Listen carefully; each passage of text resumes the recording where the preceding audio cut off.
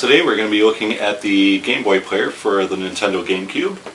I'll show you how to install it, show you the features, some gameplay footage, and let you know what I think about it. Let's check it out.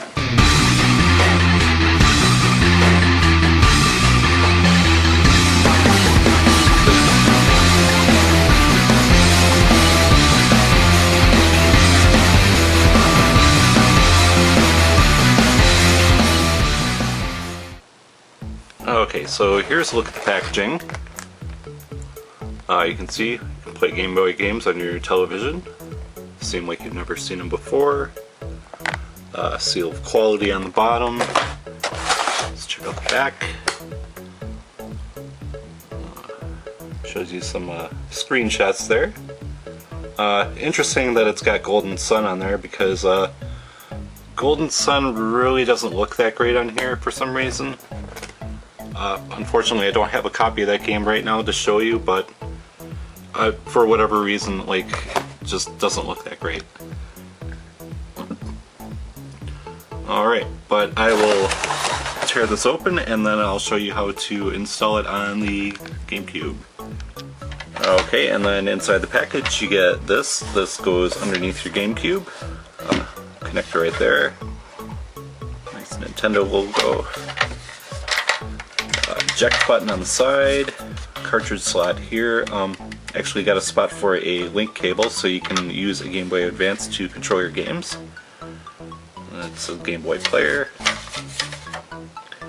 Not much on the sides, and then all the boring legal stuff on the bottom. And then the most important part, the Game Boy player startup disc. You need this for the thing to function.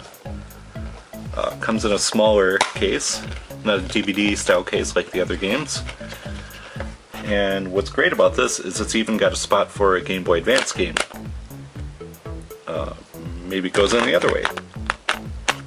Okay, it actually looks like it's a spot for a memory card. Alright, seriously, what the hell is this?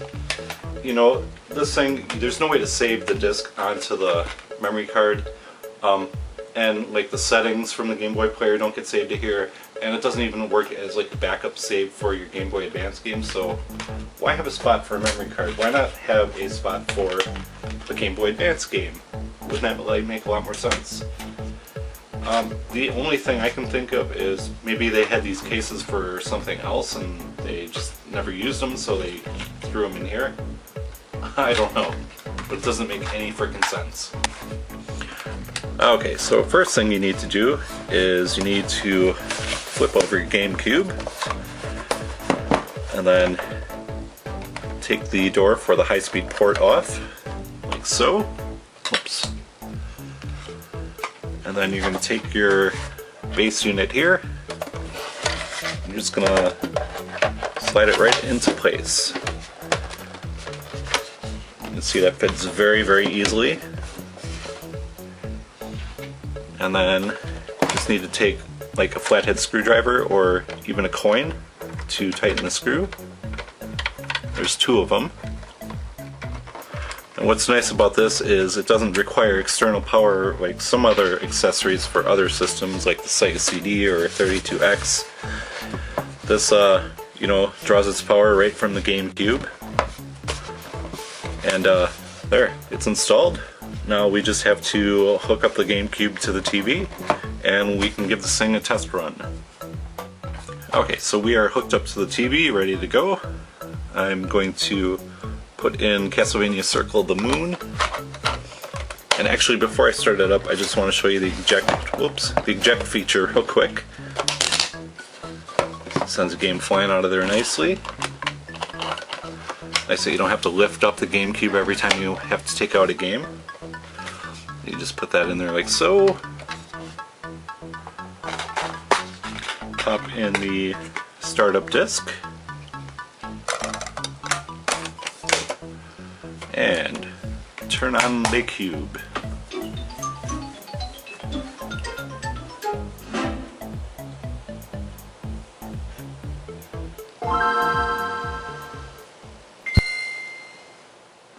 So it boots up the GameCube logo, and then it does the Game Boy Advance logo. And then you can see it goes right into the game. If you hit the Z button, it is an options menu.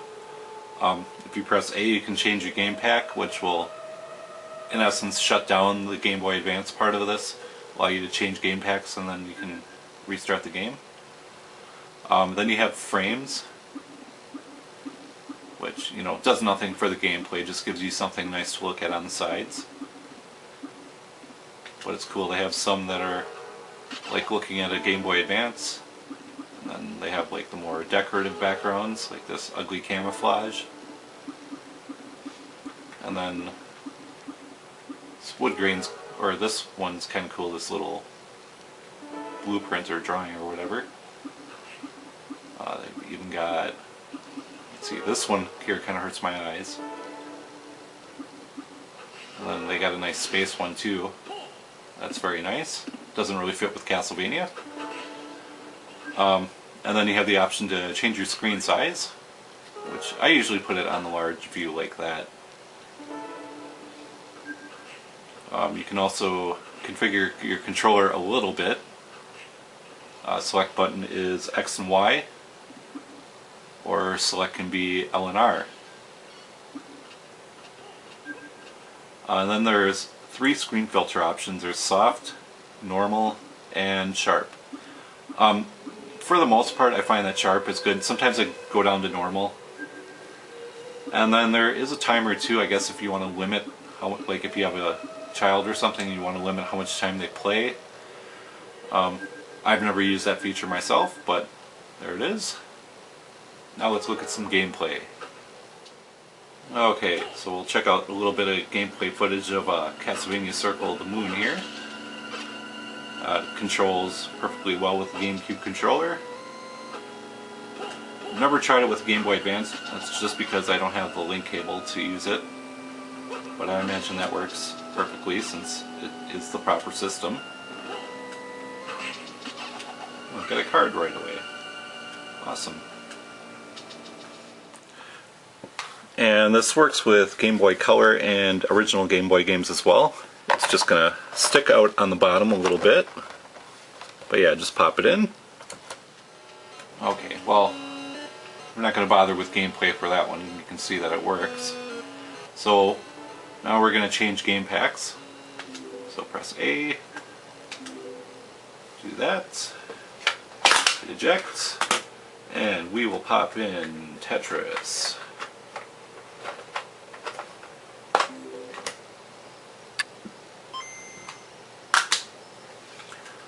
And of course the game starts up right away.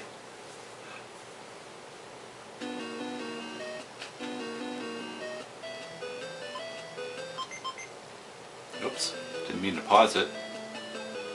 Gotta be careful I don't get too addicted to this, because I will play it all day. Yeah, but it works perfectly well. Absolutely no complaints. The one problem which I mentioned earlier is that golden sun.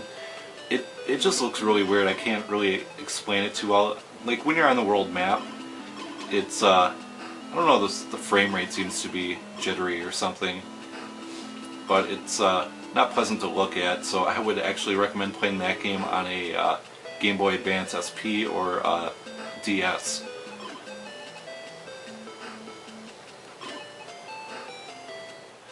Alright, that is it. These things are a little tricky to find with the startup disk that you need to boot up the system. However, there is a way to burn your own disk. I don't know how to do it, but a lot of people do, and it's relatively easy from what I hear. So check that out, because otherwise you're going to be paying for a complete unit. You're going to be paying like over $100 for this. And without the disk, it's like 20-30 bucks. So much cheaper that way, but you do need either the official disc or a burnt disc to get it going. But yeah, this is a absolutely fantastic accessory for your GameCube. One of the best accessories for any console, really. I love it. Game Boy Advance is my favorite system, my favorite handheld of all time, so I think it's a great buy and definitely worth it. Thank you for watching. I will see you next time. Alright, so today we're going to be doing a review of the Tiger GameCom Portable Pro. This was actually a mistake. I thought I was getting the normal GameCom. I didn't even know this thing existed. So I was a little bit surprised when I opened it up. And you can see it's in the manually see-through pink color. And unfortunately I don't have the original packaging. And this thing actually doesn't even come in a box. It comes in like that molded plastic that hangs on a shelf. And you know, that's a true sign of an epic handheld, is when it comes in molded plastic rather than a box. Before I show you the system, I do have the inserts from the package. You know, basically just shows you how to operate everything. It's got cartridge slot, phone book, calendar, calculator, high score, and solitaire. And then it also comes with this, which is kind of like a game guide. Shows you what games are available for it, what stuff is coming out, and I don't know if that ever made it out. I would love to see that. You know, it probably looks god-awful, but if it does exist, I would really love to see it in action. But there's Resident Evil 2, Sonic Jam, Duke Nukem, and a bunch of other games. Oh yeah, Mortal Kombat Trilogy. And here's a closer look at the system. We will start at the top. Here is the stylus slot. Unfortunately, mine does not come with the stylus. That's for wall power, DC 9 volts in. Here's a communications port for hooking up to the interwebs. Backup battery here for memory. Got your contrast and your volume. Headphone jack. Battery cover. You know how that goes, you just slide it down. Batteries in.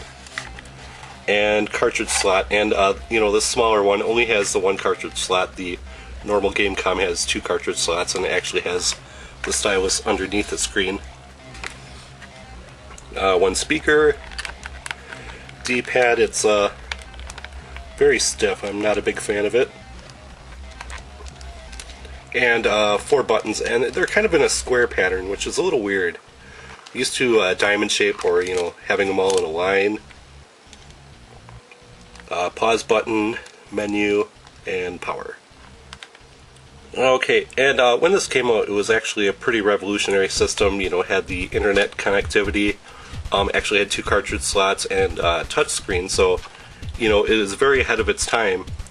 But there's one factor that really drags it down, and that's the screen. So I'm going to turn it on. I'm going to turn the contrast up all the way. And I hope the camera does this justice, just how awful this screen is.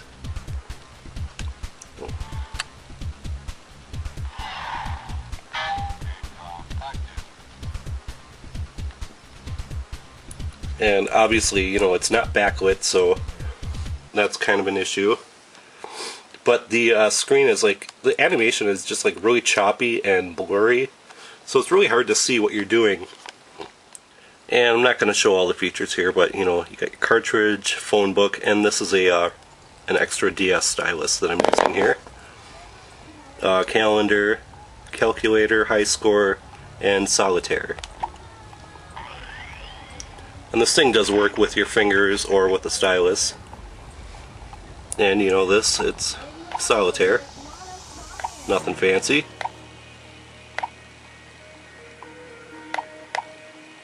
You know, that works. When I exit out, just hit menu. And I can barely see that, but it says, do you want to exit? A would be enter. So there's that. Now we're gonna put in a cartridge. Okay, and I've got Sega Fighters Mega Mix here. It's Virtua Fighter versus Fighting Vipers, basically. This game is available on other systems. But, you know, it's a normal box. Open it up, and here's a tray. There is a nice, well, I shouldn't say nice. There's a red and white, very boring manual. That's pretty sad. Especially when the box art is so nice and colorful. And then, you know, you get the cartridge in this little plastic thing. This pops out like so. And into the system. Well, it helps if I put it the right way. Into the system. And we power it on. Hello again.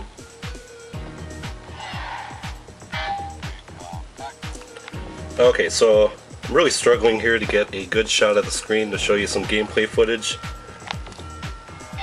We're going to do our best. Hello there.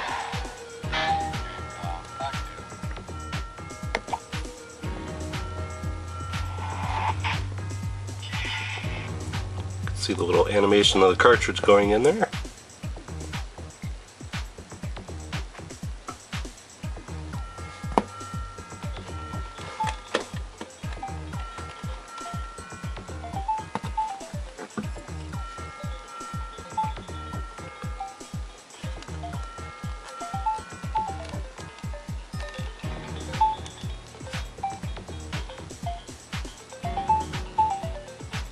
You can see how awesomely smooth that is and how clearly you can see everything. Of course, I'm being sarcastic. But let's try to start a game. And I'm going to be holding this with one hand and playing with the other, so it's not going to work out too well. But this game doesn't really work out too well on here because it's just too fast. Like, the screen can't keep up with it.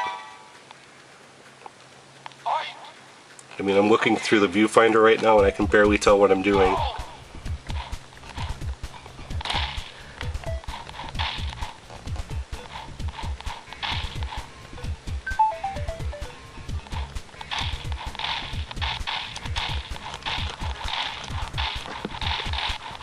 And I basically made my way through this game by getting the enemy into one side of the screen and just mashing on the punch button.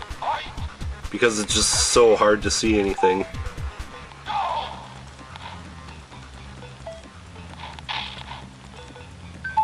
I'll just stand here and punch him whenever he comes near me.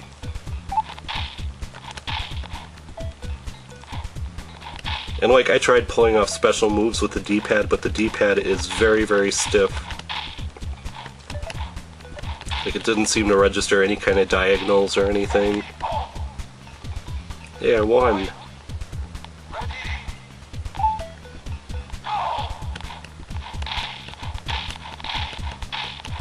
Look at that fluid animation.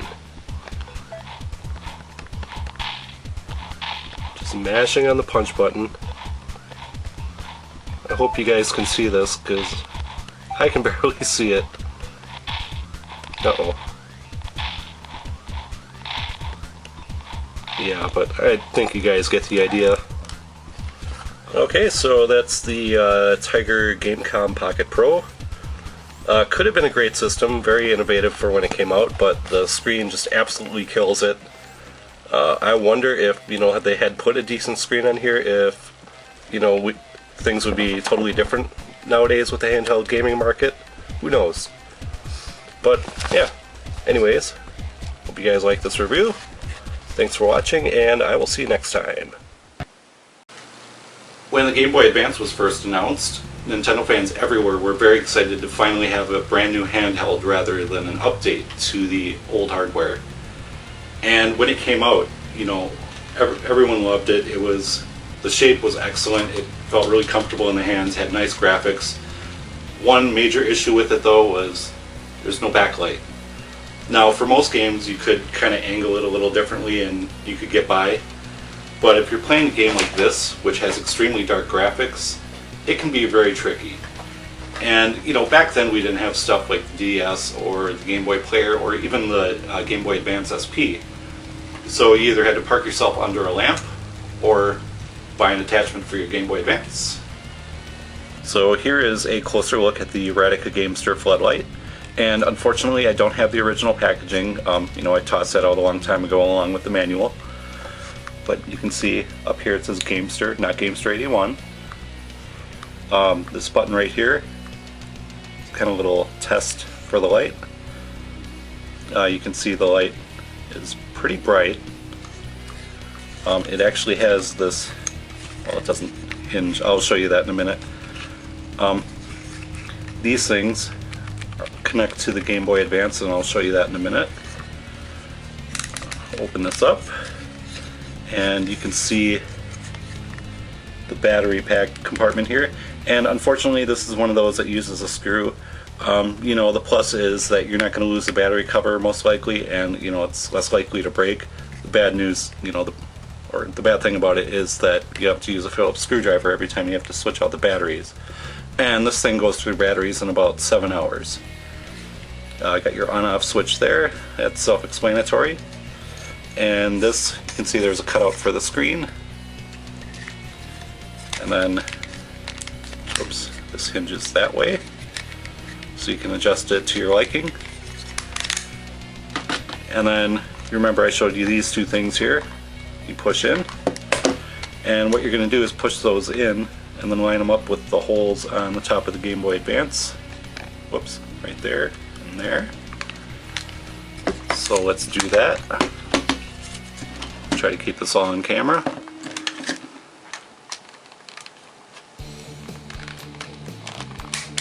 There we go. And then you just lock it down to the front, and you're ready to go. And you know, there's room to slide in a Game Boy Advance cartridge. Goes in the back.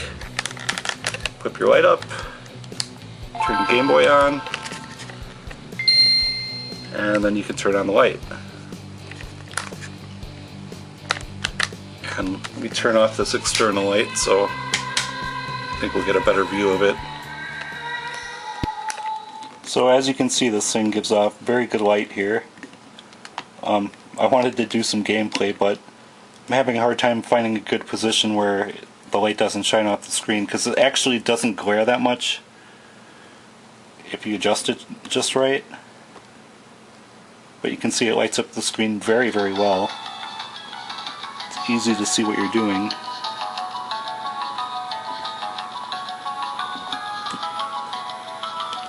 Yeah. This game is kind of impossible to play with one hand.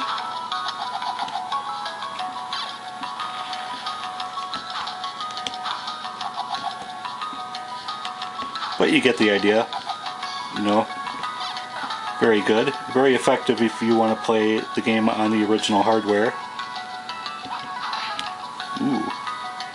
But you didn't think I could do that, did you? But yeah, it's very nice. Turn the volume down on that.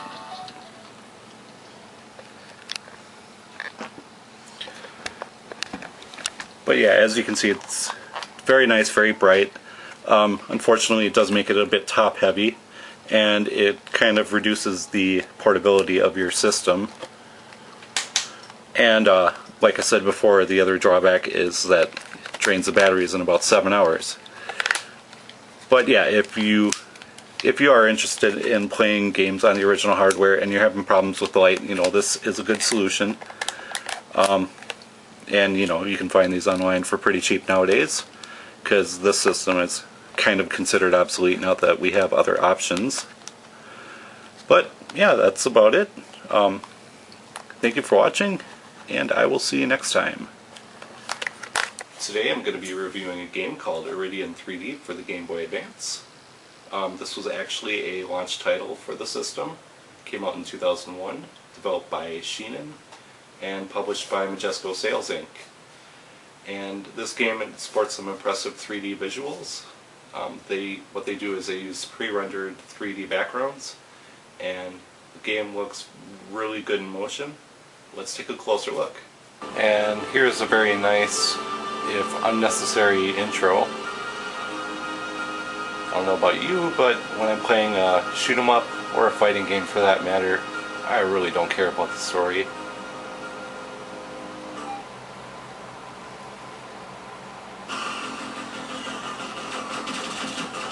And the obvious first thing you notice is just how impressive the graphics look for a Game Boy Advance game. One thing I would have really liked for this game is if they had an option for a cockpit view. Because sometimes it's hard to see what you're hitting and what's shooting at you. So it'd have been much easier to dodge that way. And you do have the option of this game of inverting your flight controls. Me personally, I'm one of those people who likes to press up and go up, or press down and go down. I know not everybody's that way.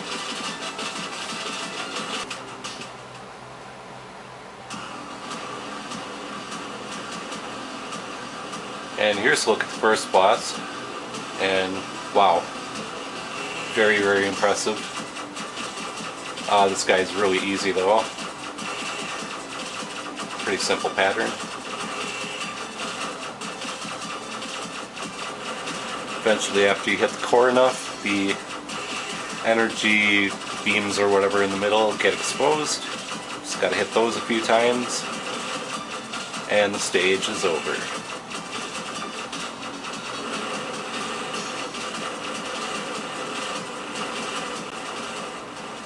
And after you defeat the boss, get a nice stage clear screen, adds up some bonuses, and on the bottom you can see there's a password. For whatever reason, a 2001 game doesn't have a save feature. I don't understand it.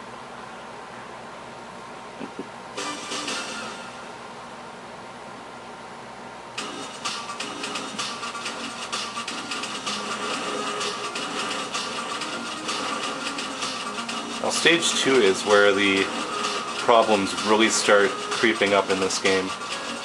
And the main problem in this game is its power-up system. Now there's only a handful of weapons in this game, and there are the red ones, your initial ones, they're really only effective on the first stage. However, they offer you the red power-ups on this stage, and I guess in case you want to make the game harder.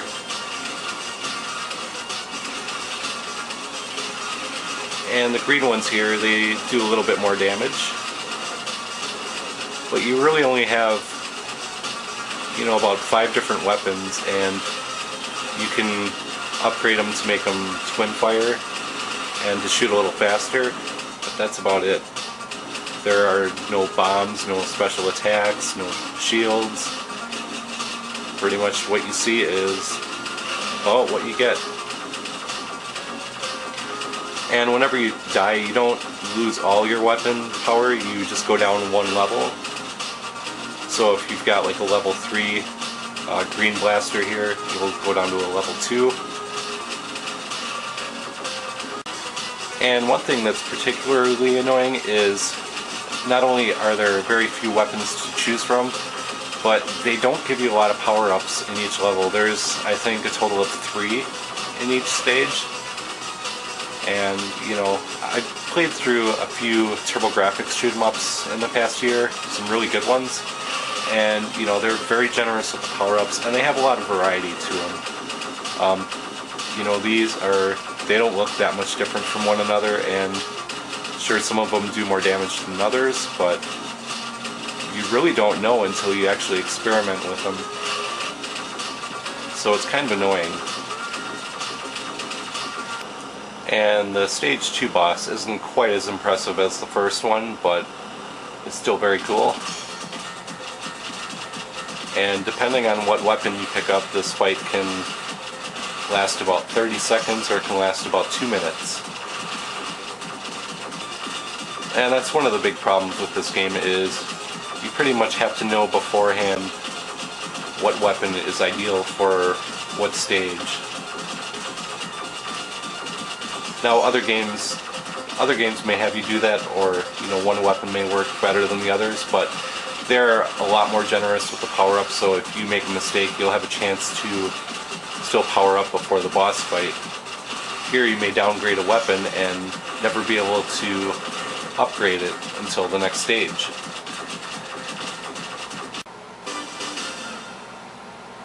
I do like that little tune at the beginning of each stage. This game does have some great music in it. I like it a lot. And here's where the weapon system really really messes things up.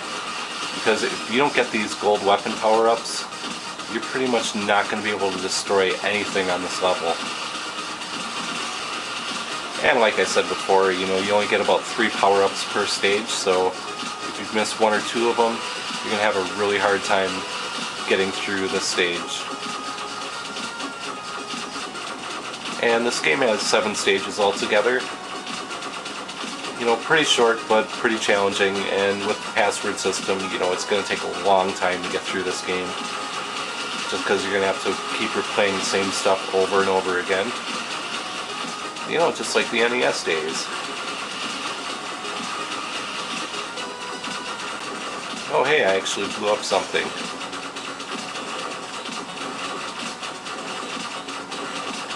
And you do get an extra life at 10,000 points, 20,000, and 40,000 points. So it feels like this game was rushed for the Game Boy Advance launch. You know, the graphics are there, the graphics look great, music is pretty good too, but the gameplay, it just isn't there. And perhaps another year in development would have fixed that, but as it is, it's just a mediocre shooter with great graphics. Anyways, I hope you enjoyed this. Thanks for watching, and I will see you next time.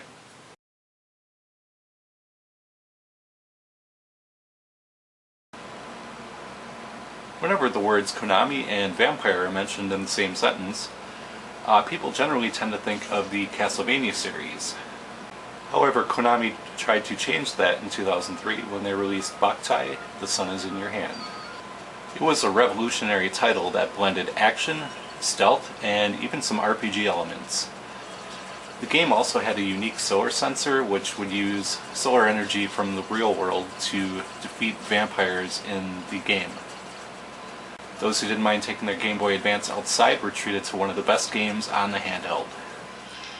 Fast forward about 4 years and we get a side story to the series called Lunar Nights. This game no longer has the gimmicky solar sensor built into the cartridge, but instead is on a gimmicky handheld. And before any Nintendo fanboys get their panties in a bunch, I love the DS Lite. I was only joking. So calm down. This game has 2 playable characters. First of all, there's Lucian, who is a dark swordsman. Second character is Aaron, who uses the solar gun. Now, the solar gun requires a Tyrannial to be equipped, which gives him elemental attacks. However, it will also drain his energy. And Aaron has a larger energy gauge than Lucian does, and Lucian has higher hit points. Lucian, on the other hand, however, does not need to have a Tyrannial equipped to use his sword. You can still equip them by hitting the left shoulder button, and then that will add an element to his attack. And both characters can recharge their energy in different ways. First way is if you find light coming through the window and showing through on the floor, be it solar or lunar light. It depends on which character you use. So Aaron needs the sun, so I can recharge him right here.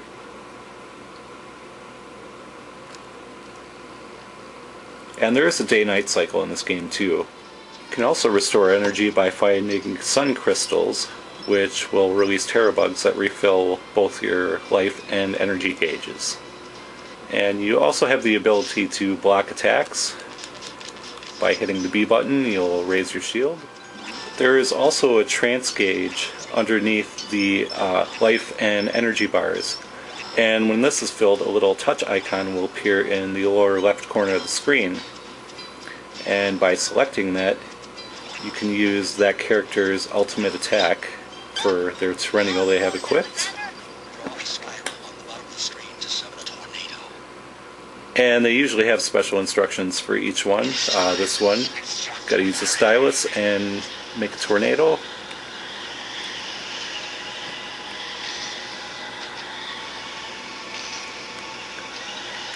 And the touchscreen control in this game is very good, I feel.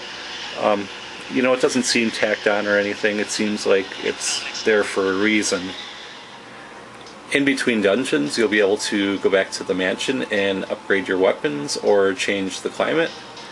You can also go to one of the towns and rest at the inn, which will of course restore your life and energy. And there are also shops to purchase new armor and items, and NPCs to talk to as well. I do have a small complaint about the menu. I'm used to hitting the left and right shoulder buttons to swap characters on the menu screen. However, on here, it goes up and down the menu. It takes a while to get used to. And there is no way to switch characters within the menu. You have to exit the menu, hit select to swap characters, hit start to go back to the menu, and now you've got the other character. The second problem is how quickly the food items go bad. If you've ever played Baten Kaitos, you know how annoying this can be. Well, in this game it seems like they turn rotten very quick, and it will just clutter up your inventory with useless items. This game has some nice control configuration options, which will prevent you from having to press diagonally all the time when moving your character. It also allows you to save anywhere, which is a feature that I feel every current game should have. There are 6 chapters in the game, and the goal of each is to fight through the dungeon and defeat the boss at the end. Then the boss gets packed into the casket rocket and sent to the Sunflower satellite out in space. Once you're out there, you'll have to battle enemies in a shoot-'em-up stage. The ship is controlled by dragging it with the stylus, and you can fire by tapping the screen. And some of the enemies do have elemental weaknesses, so terrennials will have to be changed from time to time. After defeating all the enemies, a boss will appear. And once defeated, the Sunflower's pure effects will bathe the enemy in pure solar energy, which will destroy it for good. Alright, that's my review of Lunar Nights for the DS. Great game to add to the collection. And thanks for watching and subscribing, and I will see you next time.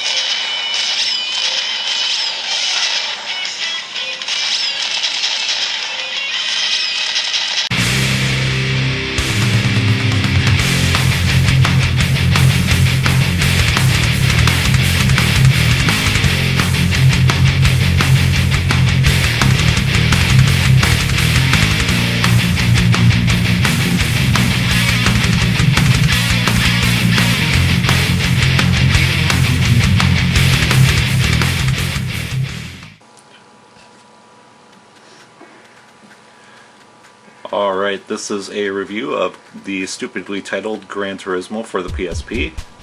Stupidly titled because it's not the first game in the series. Yep, they named it after the first game in the series. Anyways, I remember this game was announced when the PSP was originally announced, and I didn't get mine until 2007, and I was looking everywhere for this game, and then when I couldn't find it, I was looking all over the place for info on this game, and there really wasn't much. There were a few screenshots, a couple of really brief news stories, but this game really seemed like vaporware. And it wasn't until E3 2009 when they finally said, oh hey, this game's actually going to come out. There's a lot to like about this game. However, there are a lot of things that they messed up really bad with this, and we'll get to those in a minute. And we'll start off with the positives. First off, the license tests from the previous games are back. This time though, they are completely optional, and you actually get money for each one that you complete. And then after completing steps A and B, which are a series of tests, you actually get to use custom soundtracks, which is a fantastic addition. I like that a lot. And let's check out the graphics right away. Just go to Apricot Hill. And word of advice, if you're going to pick this up on UMD, make sure you have at least 1 GB of storage available, because you're going to want to install this thing. Without the install, the load times are terrible. I really don't have anything to compare it to besides SmackDown vs. Raw 2006 for PSP. Anytime you used to create a wrestler in career mode in that game, it took forever to load, and this game is just as bad, if not worse. However, if you have it installed to the memory card, whoops, wrong button. If you have it installed to the memory card, it will load a lot quicker. And as you can see here, the graphics are pretty amazing. The only real downside is that this particular track has visible seams on it, which is quite disappointing because it's the first track a lot of people will play just because it's the first one on the list. And you would think that the first track would be a little bit better than the rest. Other than that, you know, the car models look great. The handling on the cars is spot on. It's just like playing a console GT game. Yeah, not much to complain about here. Alright, now that's pretty much it for the positives. For some people that'll be enough, but let's go back to the single player race and just examine this stuff a little bit. First off, there is no career mode. This is basically the career mode here. You just choose your own race. You can choose time trial, a single race against 3 opponents, or a drift. I always go with single race. You can set your laps, and the more laps you choose, the more money you can win. I always do 2, and you can also limit it to a single manufacturer. After that, you get to select your car, and this game is a little different because it has you selecting favorites, and what that does is it allows you to tune a car. If your car is not in your favorites menu, you will not be able to tune it. So hit triangle, add it to favorites, and then you'll have the option to quick tune it, and it's not a full tune like previous games. This power and weight ratios, I believe those are only accessible in drift mode, which is a complete tease, and they shouldn't have even included that because that really makes me mad. You know, ride height, damper, spring rate, tow, and camber angle, that's about it. Sometimes you can adjust aerodynamics. And then of course you can select the transmission, tires, you know, active steering, all that. But yeah, that's it for car options as far as tuning goes. And you cannot purchase parts to upgrade your car either, which is really annoying. And then we come over here to the course selection, and there are a lot of courses to choose from. However, there are no night tracks in the game. Some really good tracks from GT2 are not here, like Grindelwald and what's the other one? Oh, Rome Circuit, which is an amazing track, and you know, I'm shocked that it's not in here. And one particularly annoying thing for me is there's like 4 variations of Twin Ring Motegi. You know, 1 is enough, especially for a mediocre track like that. Suzuka Circuit, there's 3 of those. We only need 1. You know, Fuji Speedway, I could have done without the 2005 because I think it sucks. And you know, 3 versions of Cathedral Rocks, which, you know, they are cool rally courses, but again, we could have just done with just the 1. And you know, I think I know why they did it, because it's easier to do like program 4 variations on a single track than program 4 separate tracks.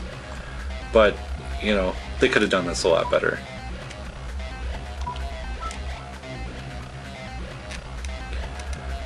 Next up is we go to our dealerships, and you only have access to 4 different dealers on any given day, which is ridiculous.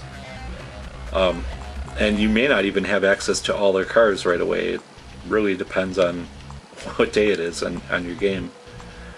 But you know, you select the car. Down here it'll tell you how many you have in your collection. You know, hit up or down and select your color. And then I'm not going to buy this one, but you know, it's pretty self-explanatory. There are over 800 cars in the game, which is amazing that they were able to pack all that in here, but it takes longer than it should because you have to deal with this stupid thing here.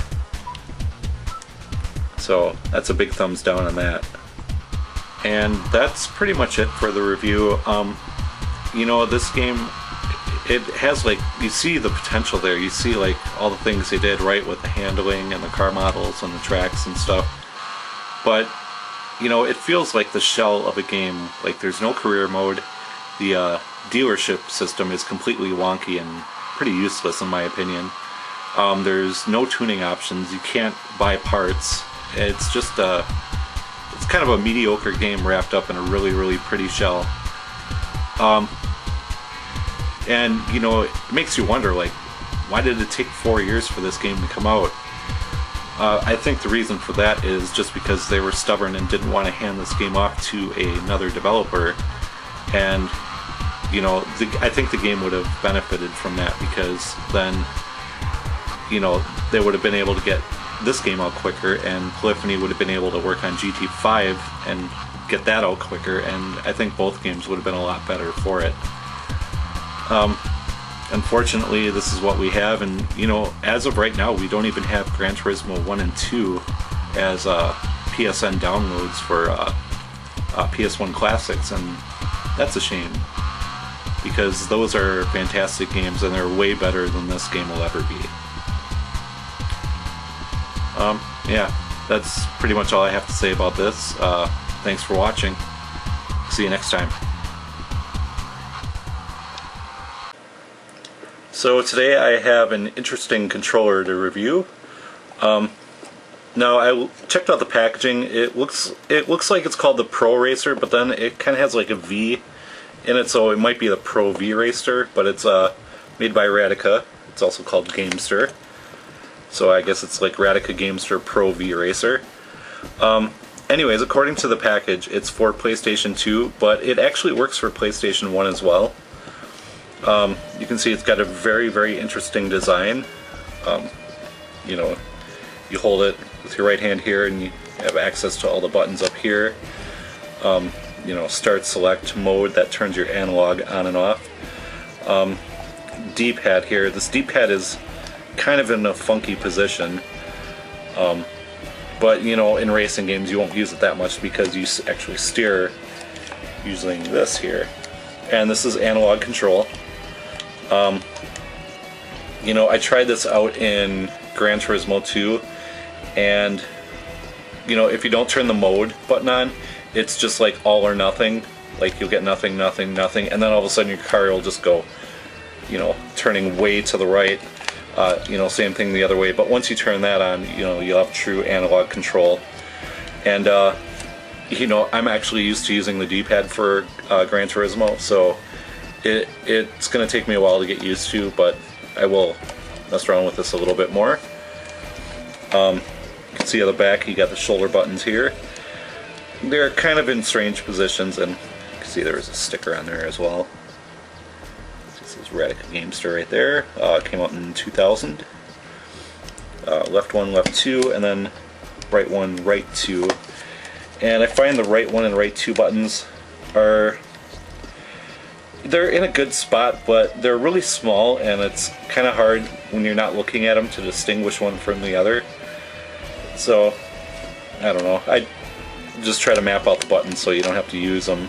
That would be my recommendation. I do have one major complaint, well actually it's two, is the cord. For one thing, the cord is very short. My couch is actually positioned pretty close to the TV and all my gaming stuff, and I actually have to sit on the floor to use this, because if I sit on the couch it'll pull my PlayStation down off the entertainment center. The other thing is, you know, where this cord is. Now, I don't know what the inside looks like and how much room, you know, all this business takes up, but really they could have found a better spot for this cord. Like, I don't know, even if it's sticking out of the back and like facing up, that would have been better.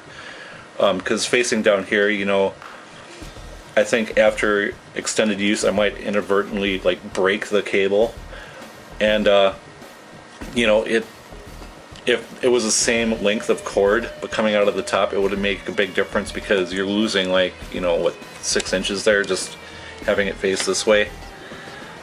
So yeah, that would be my only complaint. It's you know, I would have to get a extension cable for my controller, or you know, just sit on the floor, I guess. Yeah, but it's fairly comfortable. I think it could be a little bit larger. It just feels really cramped, but it works perfectly well. I did also try this on Need for Speed 3 Hot Pursuit, and it actually works wonderfully on that game. And the weird thing with that is it does analog control without pressing the mode button, but when you turn the mode button on and have analog control, it won't do anything. It just pauses the game and just sits there. So that's kind of weird, but it actually works pretty effectively, you know, without the mode on, obviously.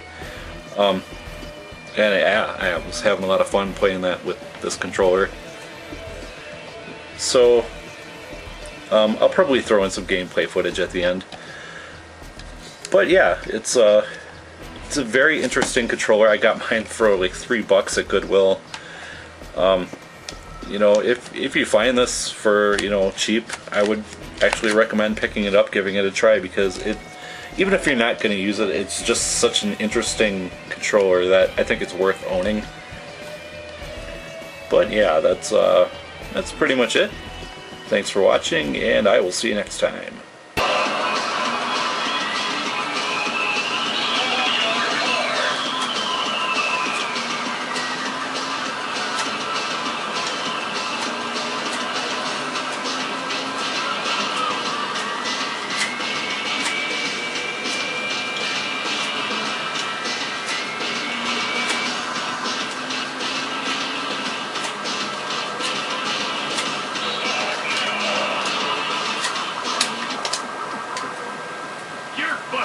You've got no place on the road. Next time, it's jail time.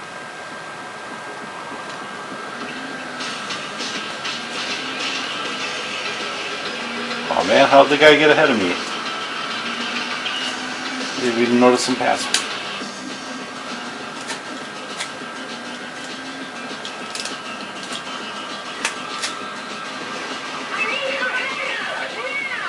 Don't move! Don't even breathe! You are under arrest!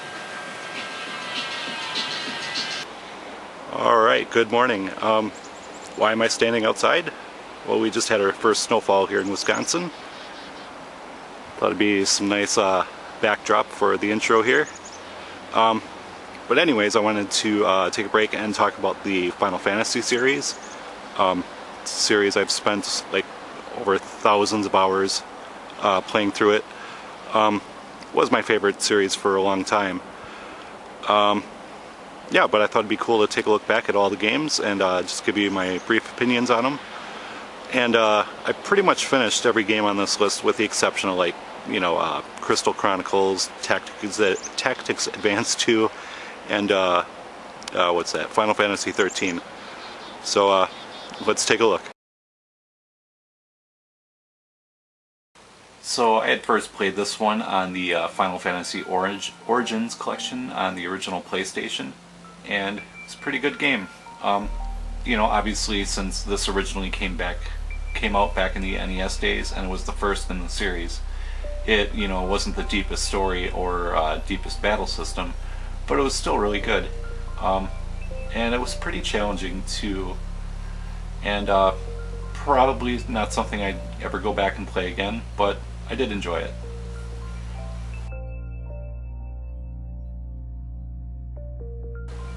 Moving along, we have Final Fantasy II. Again, this was in the Final Fantasy Origins collection on the original PlayStation. And I enjoyed this one a lot, even though I know this is like probably the least popular game in the numbered series. A lot of people think the battle system is way too easy to exploit.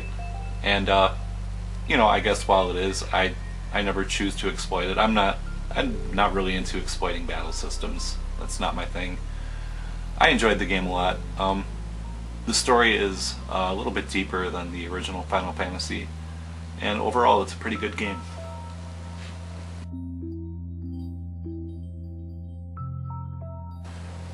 So Final Fantasy III would be my least favorite of the main series. The one thing I did like about it, it was extremely challenging, and I think I remember like the last boss had like 3 attacks per turn or something ridiculous. What I did, another thing I did like was the job system. However, there were some negative aspects to it. For one, when you'd switch to a new job, there would be kind of a learning period, and your characters would actually be pretty weak for about, I don't know, 8 to 15 battles. So that was annoying. Other thing was that it says, you know, you can choose whatever job you want at any time, but really that's not true, because whenever you enter a town, it's only going to have weapons for the job that they think you should have. So if you're not in that job, you're not going to be able to upgrade your weapons, and you're going to have a tough time in the next dungeon.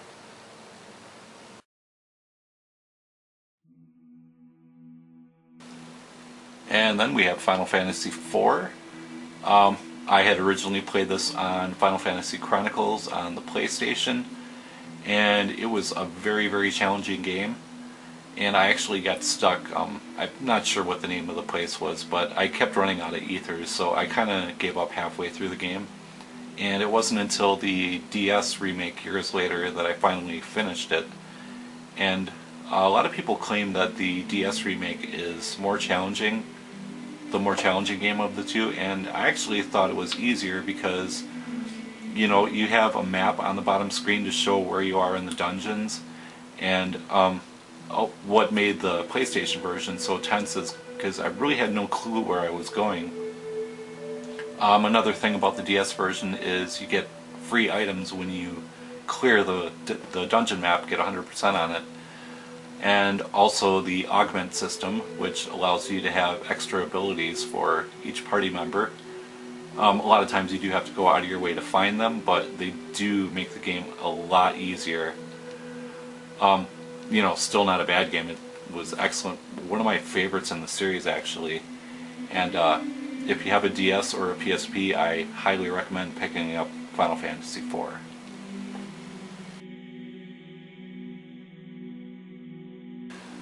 Now, Final Fantasy V is a game that kind of gets overlooked by a lot of people, and there's a number of reasons for that. First of all, it was never released in the US until Final Fantasy Anthology on the PlayStation. Secondly, it was sandwiched between 2 of the best games in the series, 4 and 6. And, you know, I like this game a lot. It really improved on the job system from Final Fantasy III. In fact, the job system is almost as good as Tactics. Not quite, but it's really, really good, really deep. There's a lot of there's just a lot of possibilities for abilities you can have, and it's a lot of fun. The only real flaw, in my opinion, is the story isn't really that great. Characters are somewhat interesting, but the story leaves a lot to be desired. Good game, well worth picking up and checking out.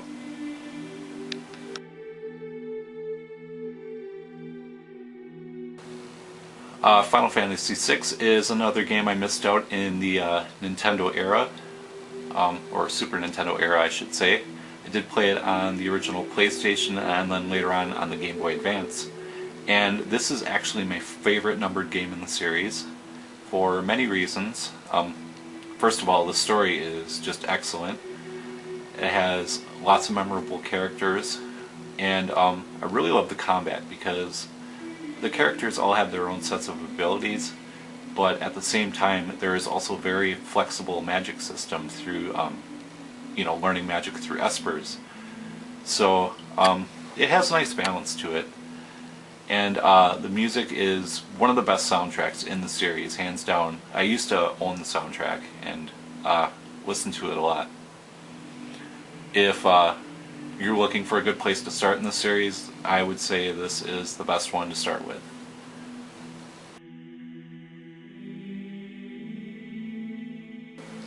So Final Fantasy VII was obviously the first entry on the PlayStation, first game in 3D, and you know, it's a pretty good game. It's not my favorite in the series.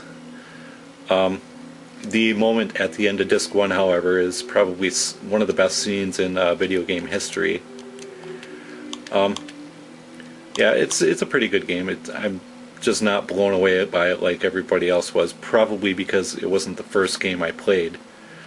It does have a really good soundtrack, pretty decent story. There are some translation issues, and the graphics are they're really weird because they're like, you know, beautiful pre-rendered backgrounds combined with blocky characters, and it looks really odd in my opinion. And you know, if there's ever one game in the series that could, you know, begs for a remake, it's this game, and I'm really shocked that Square Enix hasn't gotten around to doing it, because this game could really benefit from it. You know, analog controls, DualShock capabilities, voice acting, all that. So I'm not sure why, you know, what the problem is, why they're not doing it, but whatever.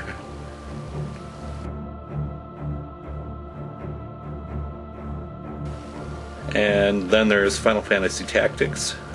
This was actually the first strategy RPG I ever played, and to this day it's still my favorite. The only game that's come close is the original Disgaea.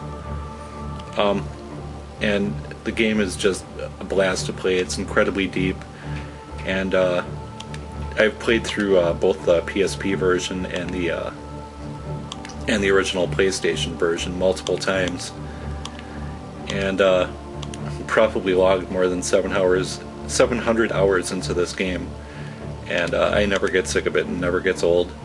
I love the job system. It's incredibly flexible, incredibly deep. The story is excellent, and it has an epic soundtrack. Probably will always be my favorite strategy RPG of all time.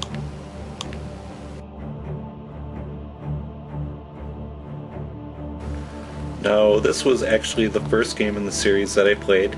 I didn't own an NES or a Super Nintendo back in the day, so I didn't even know what the series was, and I kept seeing them mention this game in the official PlayStation magazine. So I decided to try the demo out, and you know, I wasn't blown away by it, but it was pretty good. And ended up purchasing the game and just loved it. It was had a great battle system. I love the junction system. I know a lot of people think it's too easy or whatever, but I enjoyed it a lot. The soundtrack for this game is a little weird though, because it has like, some of the songs are like the best in the series, but then a lot of it is just really mediocre. So it's very unbalanced as far as the soundtrack goes.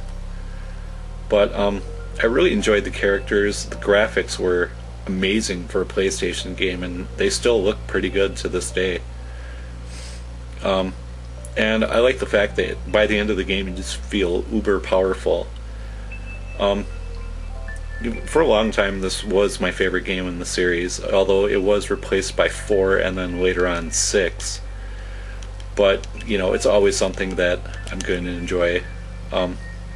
And I'm actually on my 10th playthrough of it now, if you can believe that.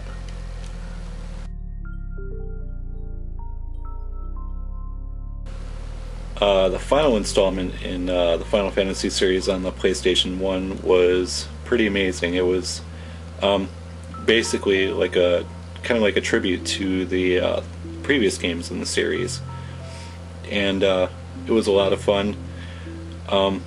The only downside was the battle system was a little slow, but it was really cool. Characters had their own abilities again. There wasn't so much customization as in the previous games.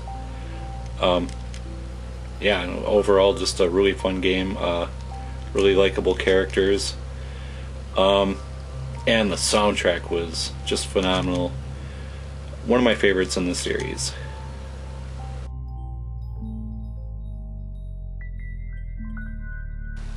So then there was Final Fantasy: The Spirits Within, the first movie in the franchise, and you know, it was kind of the beginning of the end for Squaresoft. the thing a lot of people complain about is it has very little to do with Final Fantasy, and they're right. With the exception of like the whole Terra Gaia thing, there's really not much to do with the series at all. But other than that, it's actually a pretty good movie, and they should have just dropped the Final Fantasy name from it, entirely, and just called it The Spirits Within. But even that wouldn't have saved it. It still, didn't make the money back that it needed to, and pretty much forced a merger with Enix, and also forced out a bunch of the main people who were in charge of the previous Final Fantasy games.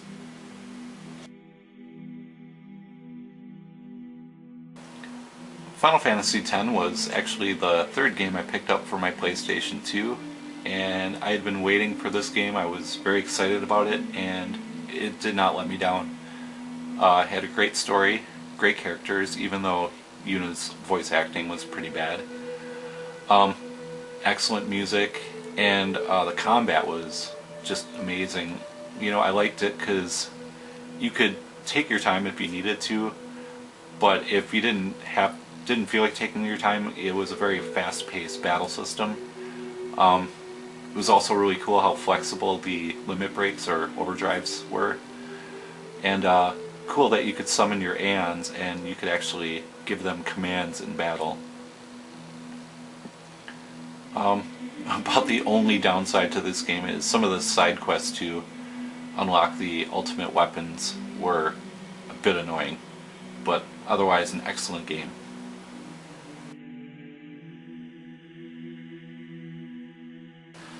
And then we get to Final Fantasy X-2, and as you can see, it is completely different than Final Fantasy X. Yuna is now some kind of pop star, and the game's story is kind of dumb, and Final Fantasy X didn't need a sequel. The ending was just great, and this game kind of brings down Final Fantasy X a little bit. I know a lot of people like the combat, and combat is pretty good. The one thing I don't like is a lot of the skills are kind of useless, because in the time it takes to get off a skill, you'll actually be able to defeat the enemies with your regular attacks while you're waiting for that. Other than that, it's got a really good soundtrack, even though it wasn't done by the normal Final Fantasy music guy. But yeah, really mediocre game.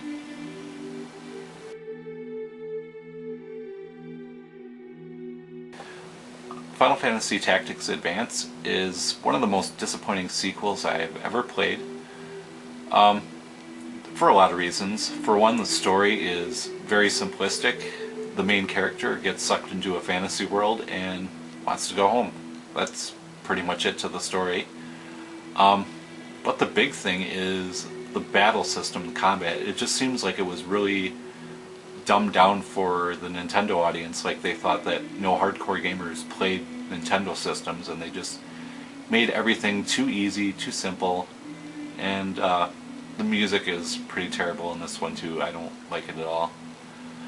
Someday I will do a review on this game, because I want to go into more detail into why I don't like this game.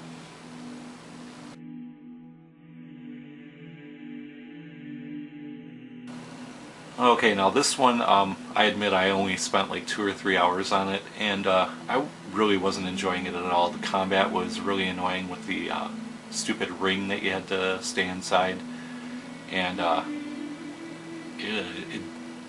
it just didn't seem like a fun game at all. So I pretty much skipped it, and from what I hear, as a single player game, it's not the greatest. It's really meant for multiplayer, so maybe unfair that I'm bashing it, but whatever.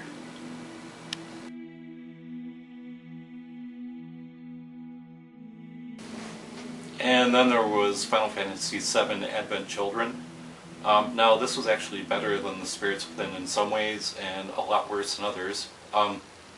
First of all, on positives, it had a lot more to do with the Final Fantasy series, and it had some great action scenes, but on the downside, the story was almost non-existent, and what was there was pretty terrible. Translation was a little eh. And it just had some really cheeseball lines in it and stuff. And some of the action scenes were really annoying because they did a lot of fast camera angles, and you know, I can understand why you would do that with live actors, but when you're dealing with CG, there's really no need to do that. And I think it actually brought down like the fight with Tifa inside the church. I think that would have been a lot better if they didn't do all those quick camera angles. One thing about it though is the soundtrack is just phenomenal.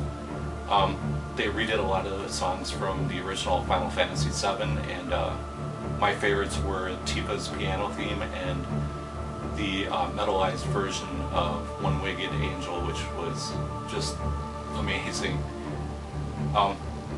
So, you know, if you're watching it just for the action, it's a really good movie, but if you're watching it for the story, stay away.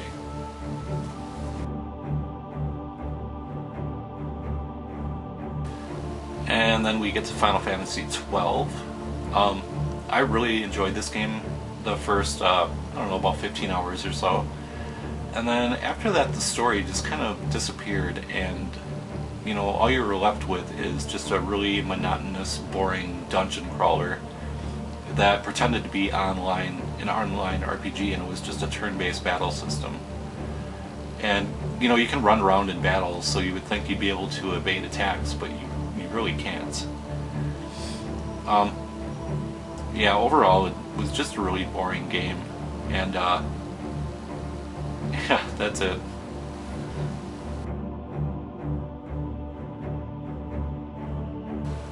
Now, the City of Final Fantasy was a game that I originally was just going to ignore because at the time Square Enix had like, I don't know, like 10 different Final Fantasy games in development, and I hadn't been exactly blown away by the previous games I had played. But I decided to download a demo of it, and I loved it immediately.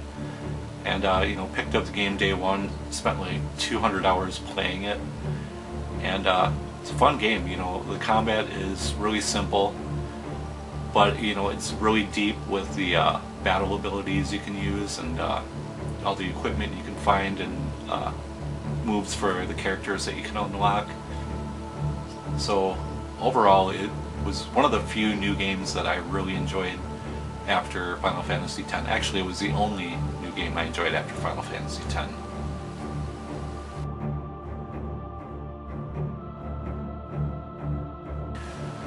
Final Fantasy Tactics Advance 2 is another game I really couldn't get into too much. And you know, I had played the Game Boy Advance, the previous Game Boy Advance game, and you know, I did play through that game all the way, but this game pretty much seems like more of the same with a slightly different law system, and I just couldn't get into it. I played about 5 or 6 hours and it seemed really boring yet again.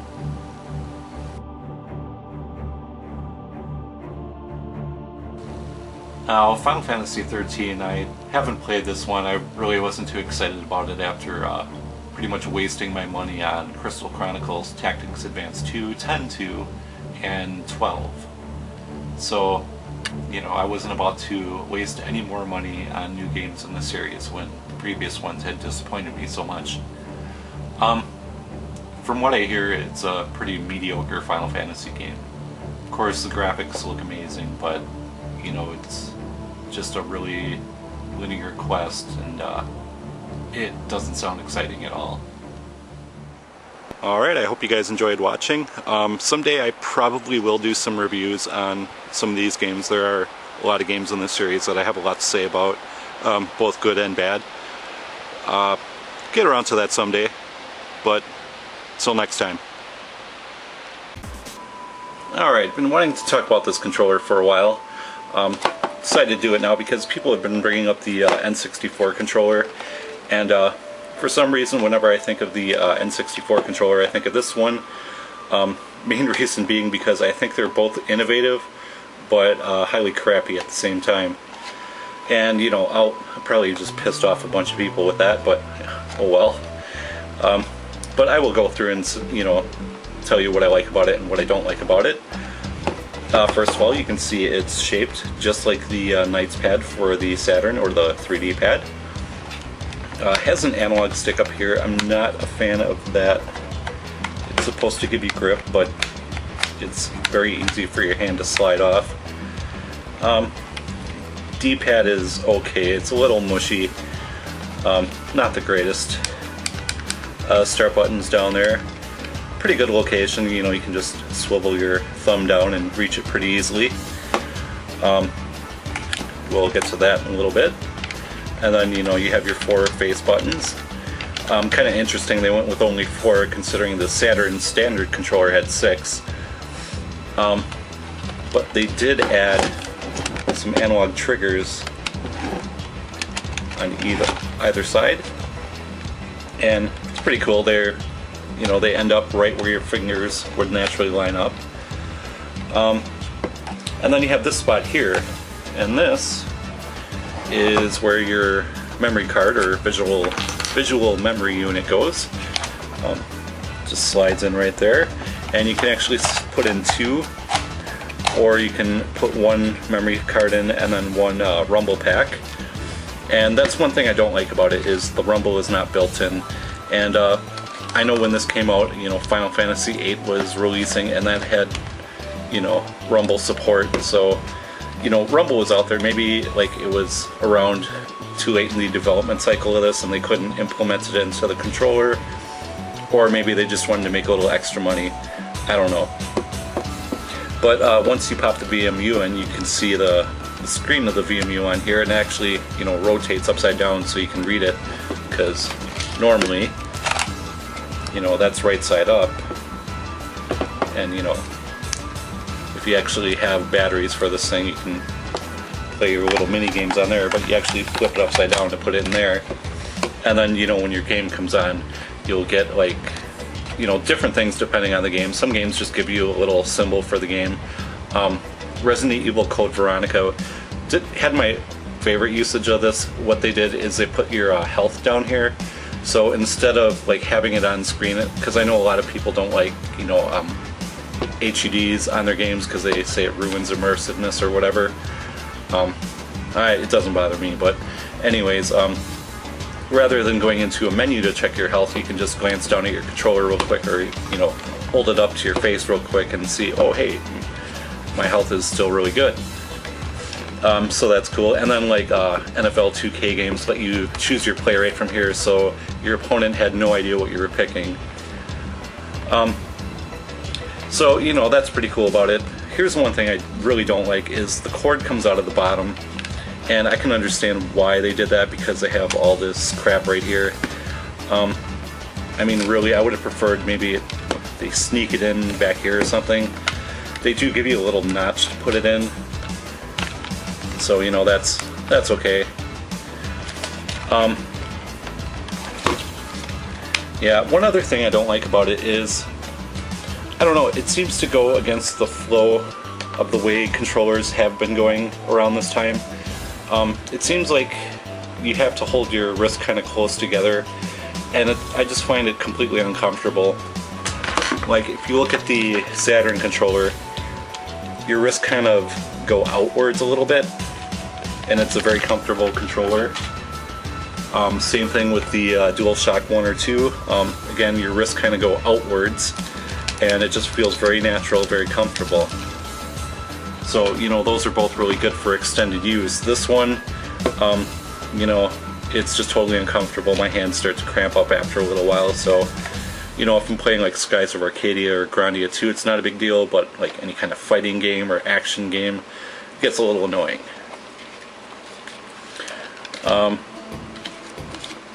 So yeah, that's pretty much it for the controller. I'll show you, oh, one other thing is the cord. That's where it connects to the system. This cord is not very long, and my couch is pretty close to my TV and my, you know, game consoles, but I find that I have to either extend my arms out to play or sit, you know, all the way up on the couch. So so I had to buy an extension for my controller. Now I can sit comfortably. And show you one other thing that annoys a lot of people about the system. Give me a minute here.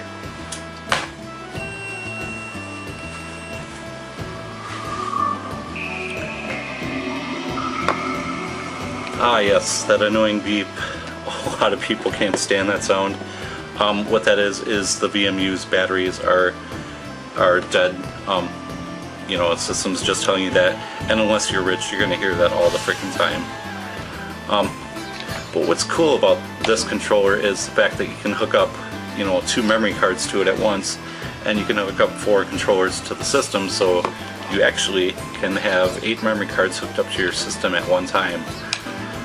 And, you know, easy to access from your, you know, from just sitting down. You don't have to get up and swap 1,000 controllers to find the file you want.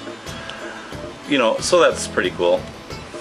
But yeah, you know, like the N64, it is, the controller at least, it is very innovative in some ways, like with the analog stick that the N64 had, and later the rumble that they added.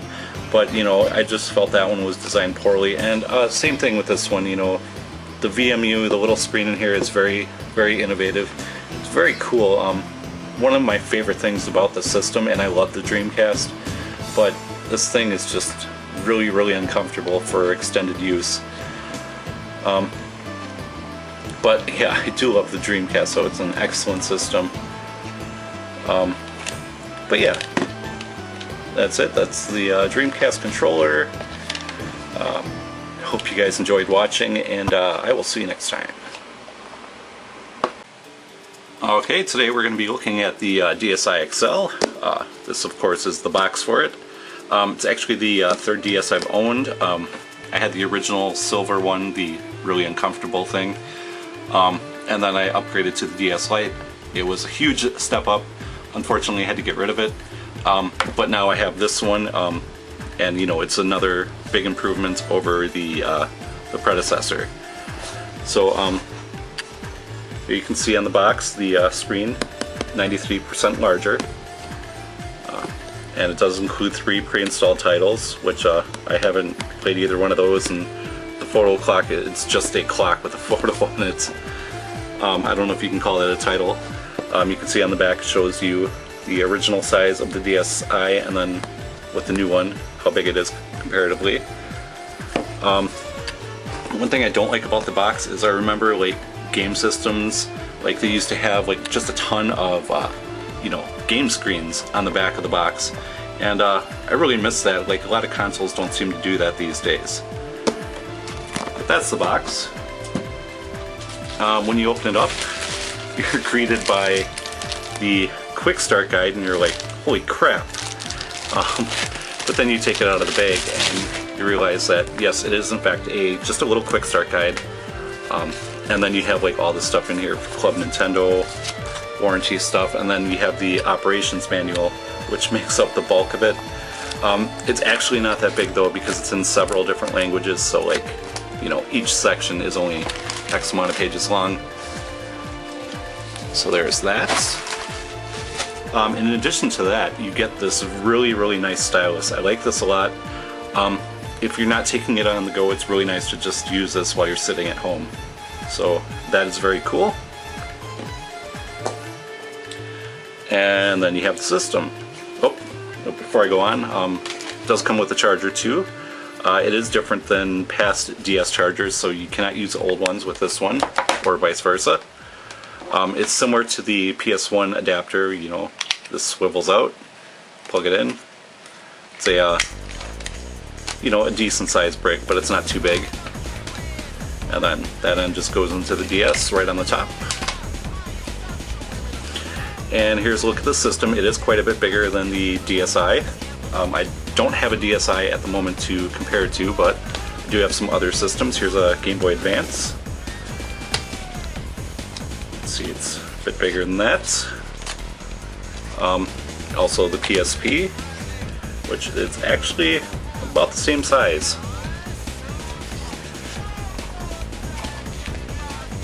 And then the another portable system, the Game Gear. You can see the Game Gear is still freaking huge compared to it. Alright, but yeah, I went with the Midnight Blue one here. It's got this nice glossy top to it, which unfortunately is a magnet for fingerprints. It does have one external camera here, I think it's like a 3 megapixel camera. It's really crappy. I wouldn't recommend buying this just for the camera. On the outside we have a headphone jack there, SD card slot,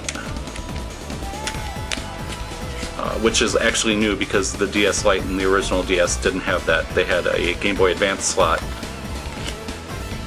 And there's a stylus, and that's a big improvement over the original. I don't know if you remember, but it had it like back here, and getting it out was okay, but trying to put it back in while you're playing a game just it didn't work. So I'm glad they moved it there for the Lite and the DSi. On the top, got your L and R buttons, got your game slot, got Dragon Quest IX in there, DSi XL logo, serial number, that's the battery there, that's where you plug in the charger, and then your volume buttons up and down. And then when you open it up, you've got your power button down here. D-pad, I know a lot of people love this D-pad. I don't hate it, but I think it's a little tricky to pull off diagonal sometimes. I think that's mainly because it's just so low to the system. And all the buttons, if you notice, they have a very, very low profile. I actually like that for the face buttons, but I wish the D-pad was just a little bit better. But the A, B, X, and Y, they're very, very responsive. Very, very nice. You can reach them all very easily. Some people may not like that they're small. I don't mind, really. And then start and select down here. And everything is in really good locations. You're not going to accidentally shut off your system, because you do have to hold it down to shut it off. And start and select are very easy to reach, and as are your shoulder buttons. And then over here we have 3 lights. You have your power. The middle one is for when you're charging, and that is your wireless communications. Pair of speakers on either side. And then there's a second camera right there, and a microphone for, some games do require some microphone usage. There's also some features on here that do require some mic usage as well.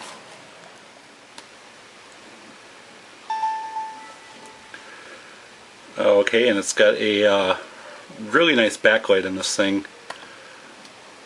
Seems to be a lot brighter than previous models. And the main menu, you can see, is a little bit different. Used to be they just had the games, Picto Chat, and Download Play. Now you got lots more options, and you can, use the D-pad or your stylus to control this. Photo clock is just what it sounds like. It's a clock with a photo on the top. You can set the alarm and stuff on it. Let's go back.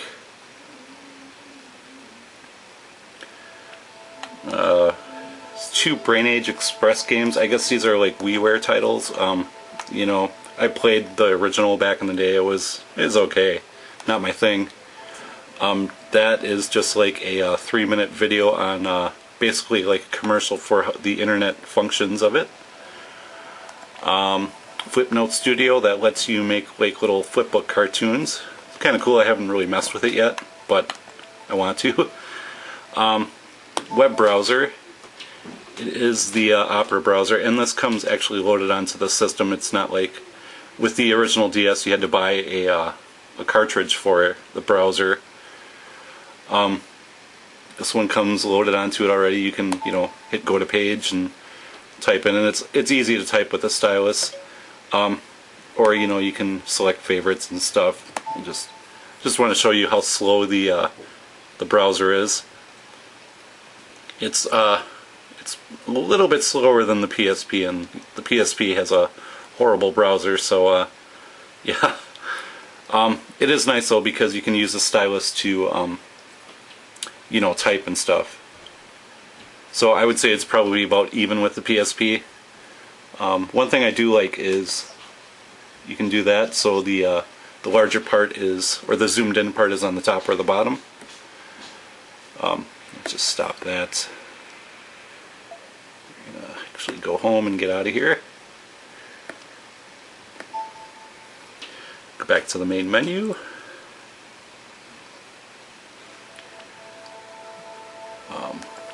PictoChat, you know, that's been around since the original. You can draw little pictures and write words and stuff and talk to other people. DS Download Play, that's been there since the beginning. Certain titles let you down or send them to friends and they can download it on their system and play bits of the game on there. Shop, that's where you buy your DSiWare titles. DSi Sound, we'll get to that in a minute. DSi Camera. Like I said, this DS has two different cameras, one on the front and one on the outside. Look at our album here. This is very nice interface here. You can use a D-pad, or you know, you can hit these directional buttons. You can also scroll like that. And I just took some random pictures on the freeway. And like I said, you know, it's a pretty cruddy camera, but what do you expect? This is just a games console. Yeah, and then you can you also have the option of editing photos, and you know, you can distort them, mirror, all sorts of stuff. So we'll get out of here though. Return to the menu.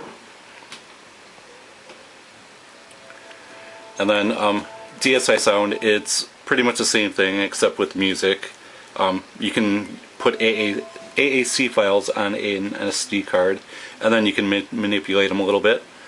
You also have the option of recording and editing the sound with the microphone. I'm not going to do that today, but go back to the main menu, and then the last thing I'll show you is, well, there's a settings menu here, but that's where you set up your profile name and all that. And then we'll just go into the game real quick. So I'll show you what one game looks like. This, of course, is Dragon Quest IX. Awesome JRPG. Level 5.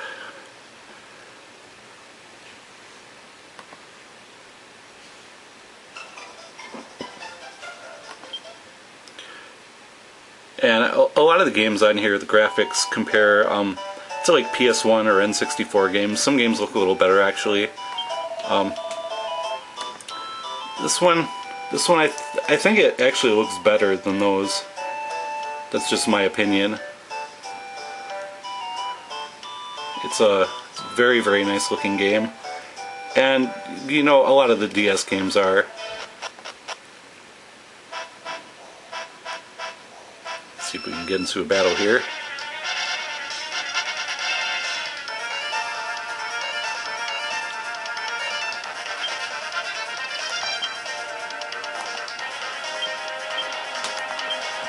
Whoops.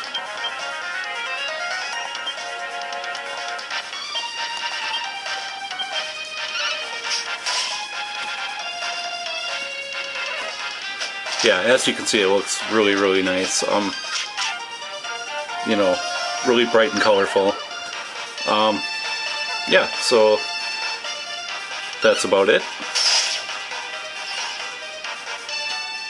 And as for games for the DSi, unfortunately you don't have the Game Boy Advance slot anymore, so that is a major drawback. The Game Boy Advance is actually my favorite handheld. But you do get just a ton of great DS games. I just have a few here. Adventure Time, which is like a Zelda 2 clone, you know, with an Adventure Time skin. Very fun. Of course, you got Dragon Quest 6, 9. You also have 4 and 5. Just a great RPG series. It works really well on the DS. Yeah, these are highly recommended. I haven't even opened 6 yet because I'm still messing with 9. You have Knights in the Nightmare, which is a hybrid of a strategy RPG and a bullet hell shooter, and yeah, it's very unique. It's got gorgeous, gorgeous artwork. Just one of the most unique titles you can get on the system. And you know, in addition to these, you know, there's all sorts of stuff. There's New Super Mario Brothers. There's a Mario Kart game, Hotel Dusk, Lunar Nights, Final Fantasy 3 and 4. You know, there's all the Lego games on there. There's Phoenix Wright, I don't know if I said that already. Phoenix Wright games on there. Dark Spire, Contact, Etrian Odyssey. There's just a ton of great games you can get for the system. So yeah, it's kind of like the PS2 in a way. It's you know, it's got a ton of great software on it. You know, there is a lot of garbage, but you know, you're gonna get that with any system. Thing too is, like the PS2, you know, there's a lot of these out there, but they don't really go down in price just because they're in such high demand, because this is, you know, one of Nintendo's greatest handhelds, and yeah, there's just a huge demand for it. So yeah, that's I think that's gonna do it. It's a fantastic handheld, very comfortable, lots of great games to play. You know, lots of neat features if you're into all the extra stuff. Me personally, I'm not, but I can see a lot of people would be. So yeah, that's about it. Thank you for watching, and I will see you next time.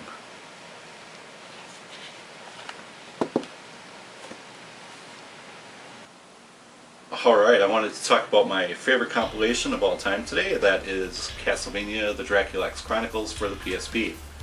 Now, I am a huge Castlevania fan. It's my favorite series. And the big reason that I wanted this one is because it features a game which came out originally in '93, only released in Japan for the PC Engine. Just a game that we never got in the States until this compilation here, and that's Castlevania Rondo of Blood. And it's definitely worth the wait. And there's actually a couple other goodies on here. There's a remade version of Rondo of Blood and a port of Symphony of the Night for the PlayStation. So we'll get to those other games in a little while, but first I want to talk about Rondo of Blood, the original. This game has animated cutscenes in it, which is possible due to the move from cartridge to CD. Very nice artwork and very simple animation, but it works. And when you start up the game, you'll notice a few things are different. You can see a nice completion percentage, and you can also select different files. And then when you get to the next screen, there is a player select, so you can select between Maria and Richter. Maria is locked in stage 2. There is a stage select. Boss demo, you can see various techniques for defeating bosses, sound test, and it'll show you how many times you've continued. This game controls very similar to the NES games. You don't have the multi-directional whipping that you found in Super Castlevania 4, but you can whip to the left or the right. You don't have to pick up weapon upgrades or whip upgrades this time. A nice feature is that when you pick up a new sub-weapon, your old one will drop behind you, so you do have a few seconds to decide which one you want. And of course the sub-weapons grant you different attacking abilities, like the knife can attack all the way across the screen, axes are good for flying enemies, you have a holy book that circles around you, and a few other ones as well.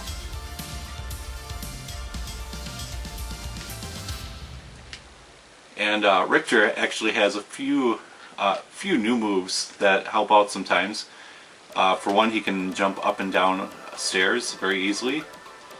He has a backflip, which comes in handy for dodging charging enemies.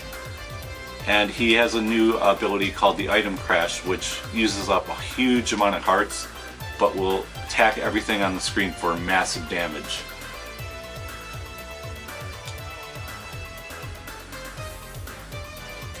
Now, besides defeating Dracula, the object of this game is to find all the maidens and free them. And in stage 2, when you find Maria, you actually get to unlock her as a playable character. And Maria moves a lot faster than Richter. She can double jump. She has a faster walking speed. She can slide. Whoops. She can slide. And she has fast attacks with doves and various animal sub-weapons.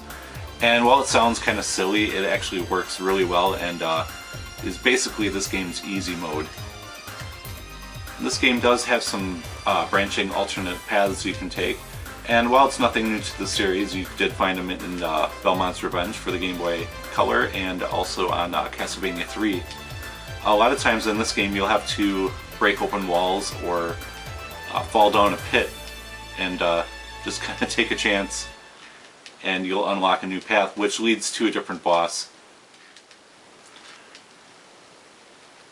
And like all games in the series, at the end of the stage you defeat a boss, and when you defeat that boss, an orb will drop down and complete the level and also replenish all your health. And you even get a bonus for not taking any damage. You get an extra life actually. The move from cartridge to CD in this game enabled Konami to enhance the game in many different ways. For one, you have the animated cutscenes. You also have very nice 2D sprites. And for the first time, they were able to do a CD quality synthesized soundtrack, which features lots of great remixes of old classic Castlevania songs and some new ones as well. And this game has one of the best soundtracks in the series. I prefer Super Castlevania 4 myself, but this game is no slouch in that department. It only takes a couple hours to beat this game, but there are many secrets to unlock, there are maidens to free, so you're going to be playing for a while to get that elusive 100%. The game is fairly easy by classic Castlevania standards. However, if you're someone who's not accustomed to like NES style gaming, you may find this game to be rather tricky. This is one of the best games in the series and one of my favorites of the classic Castlevania games. Actually, it is my favorite. Features great controls, great level design, lots of alternate paths to take, great graphics, music, just the total package. So I'll see you next time for part 2, where I'll talk about Symphony of the Night. And thanks for watching, guys. See you next time. Alright, welcome back to part 2 of my Castlevania Dracula X Chronicles review. Today we're going to be talking about the 1997 PlayStation Classic, Castlevania Symphony of the Night. Now, much like Rondo of Blood, when you start off the game, you have your different save files you can select, and it shows a nice completion percentage. Now, this is pretty much the same game that was released on the original PlayStation. There have been a few tweaks here and there. For one, they did change the controls a little bit because the PSP does lack a couple of shoulder buttons. And the second one... Dracula, die now and leave this world. You'll never belong here. Oh, but this world invited me. Your own kind called me forth with praise and tribute. Now, technically, these changes do make the dialogue a little better, but I much prefer the campiness and cheesiness of the original "Die, monster!" So, you know, kind of an unnecessary change, and I'm not sure why they did it. So, after the brief prologue, you start the game up as Alucard, who is the son of Dracula. And because of his vampiric blood, it really doesn't make sense for him to have the vampire killer whip. So instead he has a ton of equipable swords, shields, and other items as well.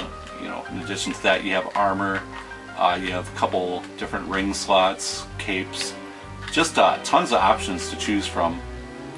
And this game does have a level up system. You know, for every enemy you defeat, you get experience points, and when you level up, you get a higher attack and defense ratings. So when you start off the game, you'll have a pretty linear path. It's basically a straight line through the second boss. Once you purchase a certain item from the library, though, you'll see the game will really open up to you, and there will be tons of different areas you can explore. And besides Alucard's different weapons he can equip, he also has a lot of different abilities that he can use to make his way throughout the castle. He can change into a bat, wolf, or mist. Later on you get this poison mist form that I'm using here. You'll also be able to unlock a whole bunch of different magic spells which can be used by entering certain button combinations. And they could really help you out. And you also have the option to equip different familiars, and they actually help you out in different ways. There are some that just attack enemies. You also have Fairy Familiar that can free you from being stoned, also restore your health, and you know, revive you if you should happen to get knocked out. Otherwise, if you don't have the fairy equipped, it's game over. There's also lots of different relics you can find throughout the game, which enable you to change in the wolf, bat, mist. Also enable you to have items materialize, show enemy damage, so on and so forth. And this was the first game that was billed as a Metroidvania game, since it had a very similar gameplay style to the Metroid games on the NES and Super Nintendo.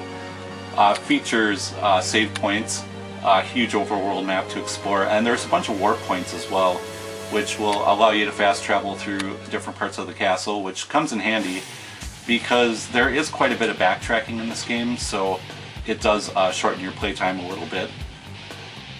One thing I do have to mention is this version does not contain the extra levels that were included in the Saturn version. Not sure why they didn't include those in here, but worthy to note if you were thinking about getting this, hoping to get a cheaper way to play those bonus levels.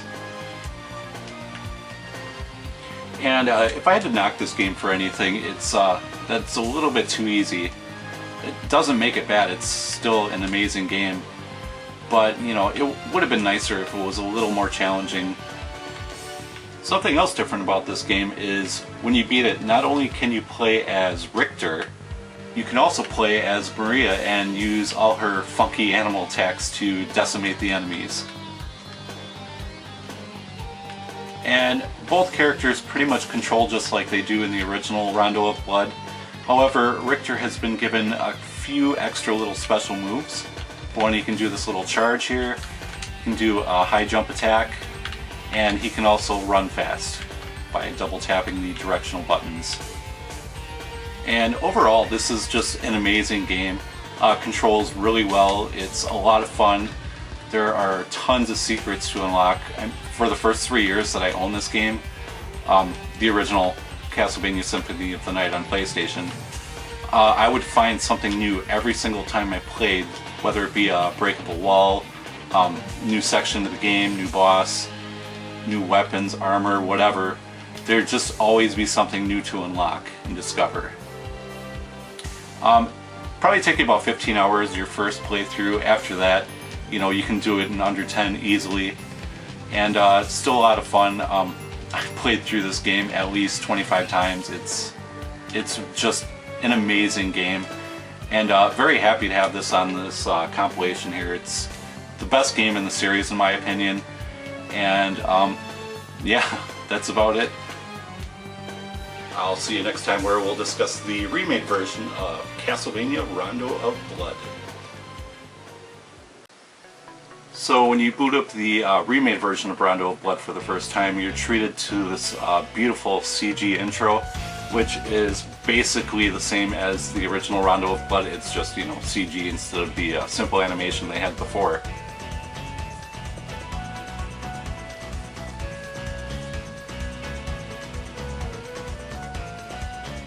And here's a look at the main menu, start game, that'll take you into the remade version.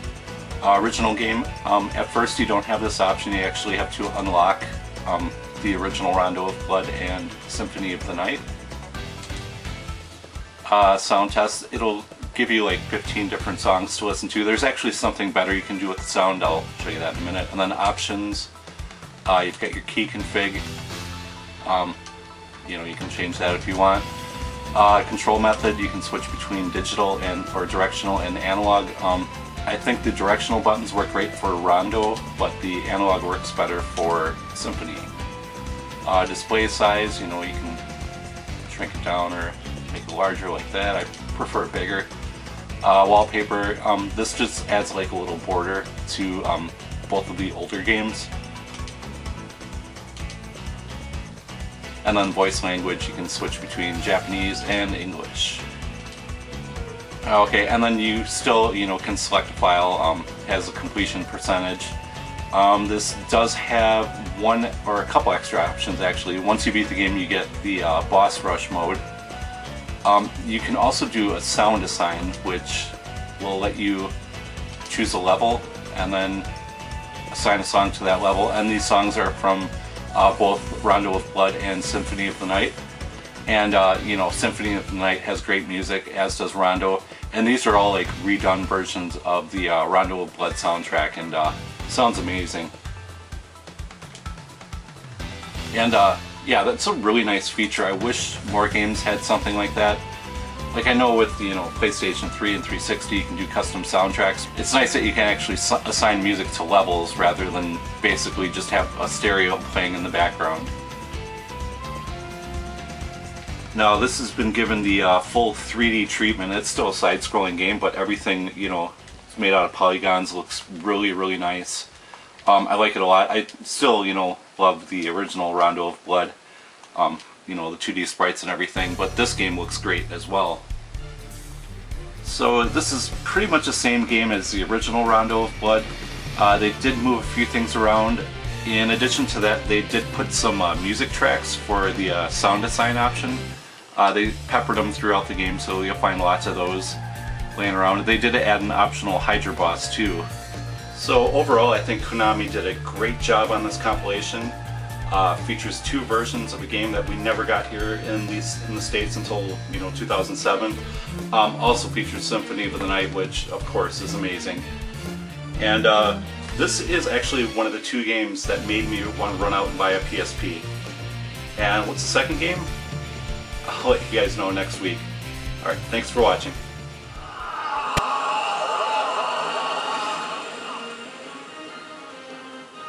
Is this not enough? Very well.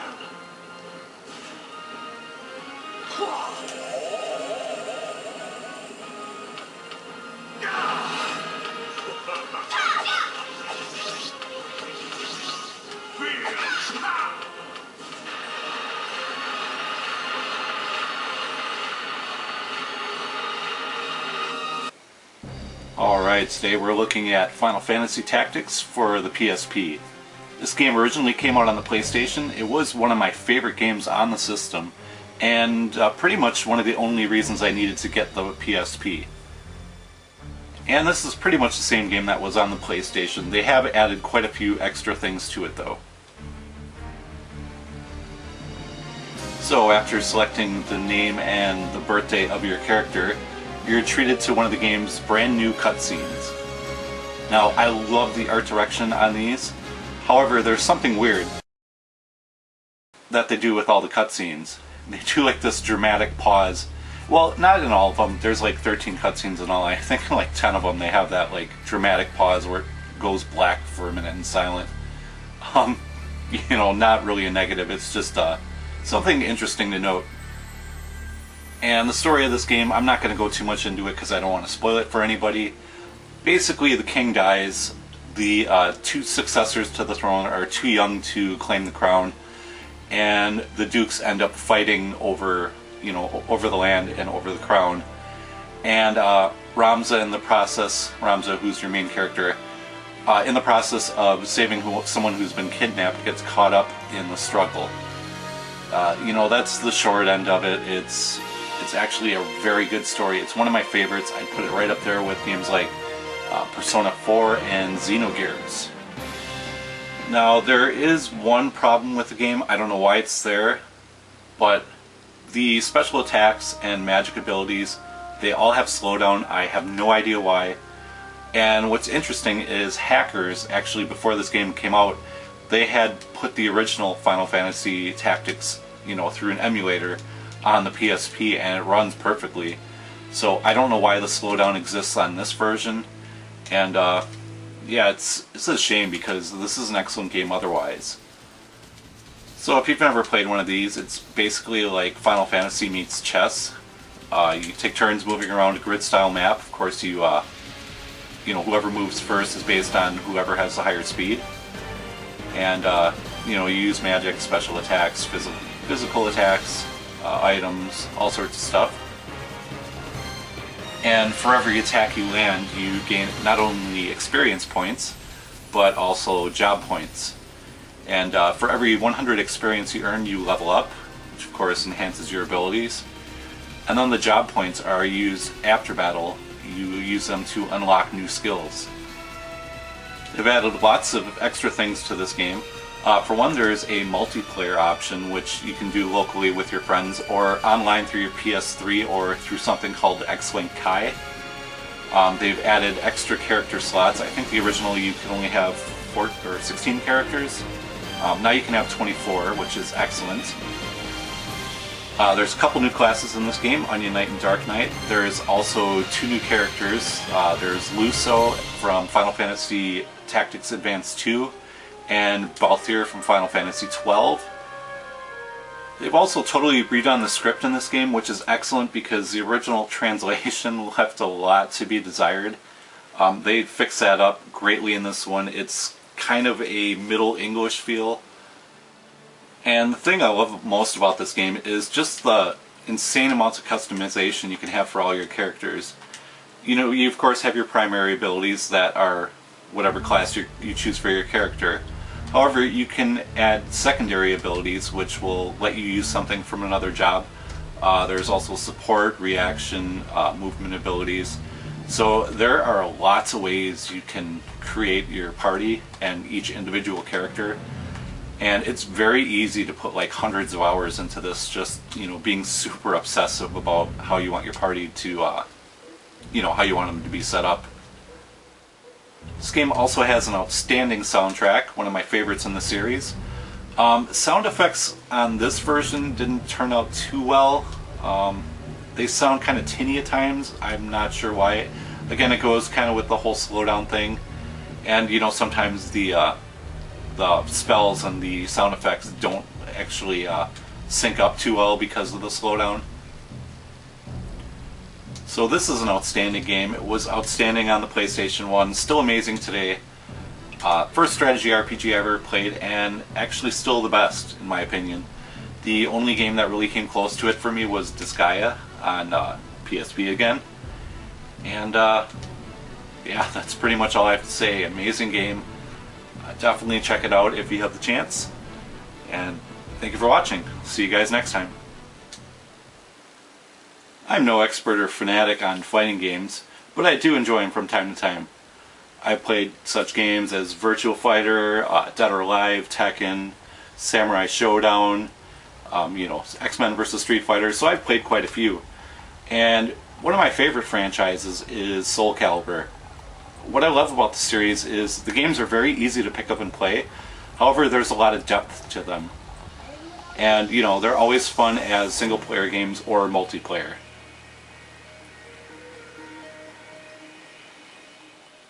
So after sitting through the 3-minute and 45-second intro, which is just insane, although you can skip it, you come to the title screen where you get to select your modes. Something interesting is there's nothing really labeled as arcade mode. Tale of Souls would be the closest thing to it. There's also Chronicles of the Sword, which is kind of a real-time strategy. I can't really get into it myself, but it's okay. There's also character creation, which is very cool as well. And there's a nice amount of characters to choose from. Obviously some of them you will have to unlock as you play through the game. When playing through Tale of Souls mode, you'll get stuck watching these unskippable cutscenes, which really sucks. No, I don't understand why fighting franchises like Soul Calibur especially feel the need to put story in a fighting game. I don't play this game for its complex plot or, you know, character depth. I just want to punch and kick shit. If I want to play something with a story, I'll throw on one of these. And you'll notice when you actually start playing the game is just how nice the graphics actually look. This is one of the better looking PS2 games. Second thing you'll notice is that they changed the moves for some of the characters. Now I don't know why they did this, it doesn't really make a lot of sense. And it's kind of annoying. What the heck happened to the AI? I'm only on like round 6 and now all of a sudden the computer's like super experts on this game. They're blocking everything I do, hitting me when I'm down. Jeez. Oh, you know what it is? I forgot to set the options. Hold on a second, we'll come back to this. What the fuck? There's difficulty levels for, you know, doing just quick play, but there's nothing for the, you know, the story mode or the arcade mode. And you can, you know, select handicaps for versus mode, but What about just playing through the single player arcade mode? You can't change the difficulty at all? That's bullshit. So there's no way to change the difficulty for the arcade mode. The game just expects you to go into practice mode and learn all the moves for all the characters. That is annoying, and you know, while I have no problem with the game being difficult, I do have a problem with not being able to change your difficulty. Because not everybody is a god. You know, certain characters do make the game easier. I found Ivy to be a really easy character to use. But, you know, certain other characters, it's going to be a lot more challenging. Like, almost want to throw your controller challenging.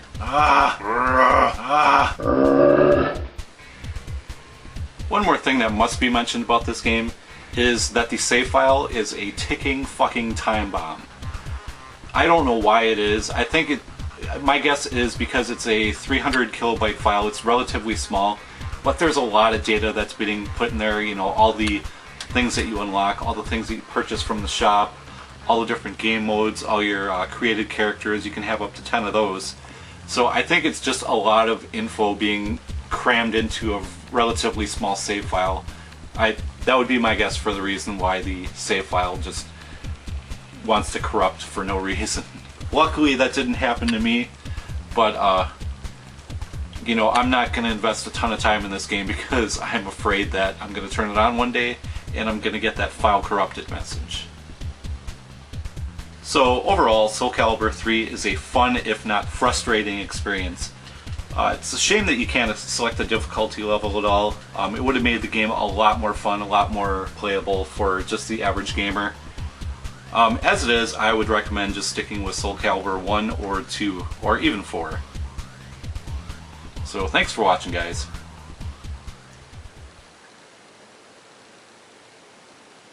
Oh my god, it's like she's naked.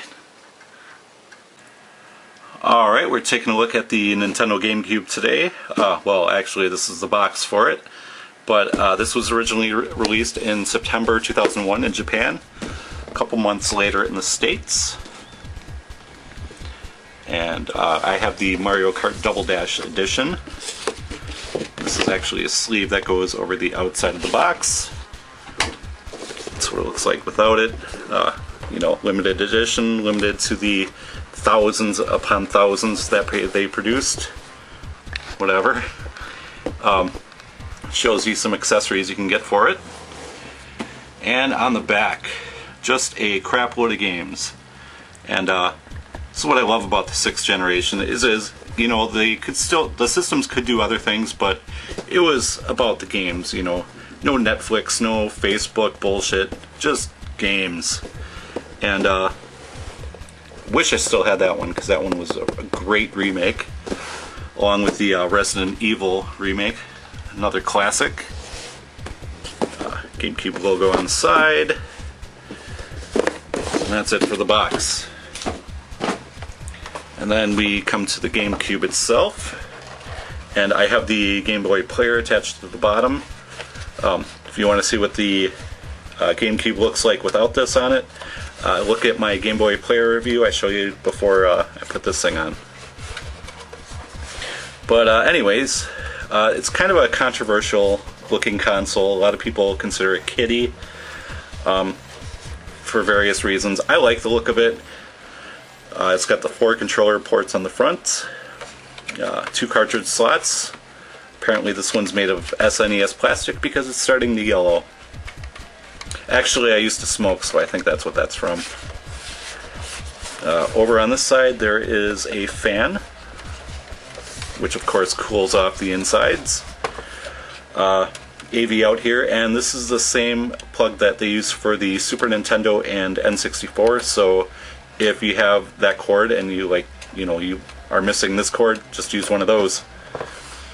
You've got your power handle on the back. A lot of people cannot stand this handle. I actually like it, even though I never took it to a friend's house or anything. I just think it's cool.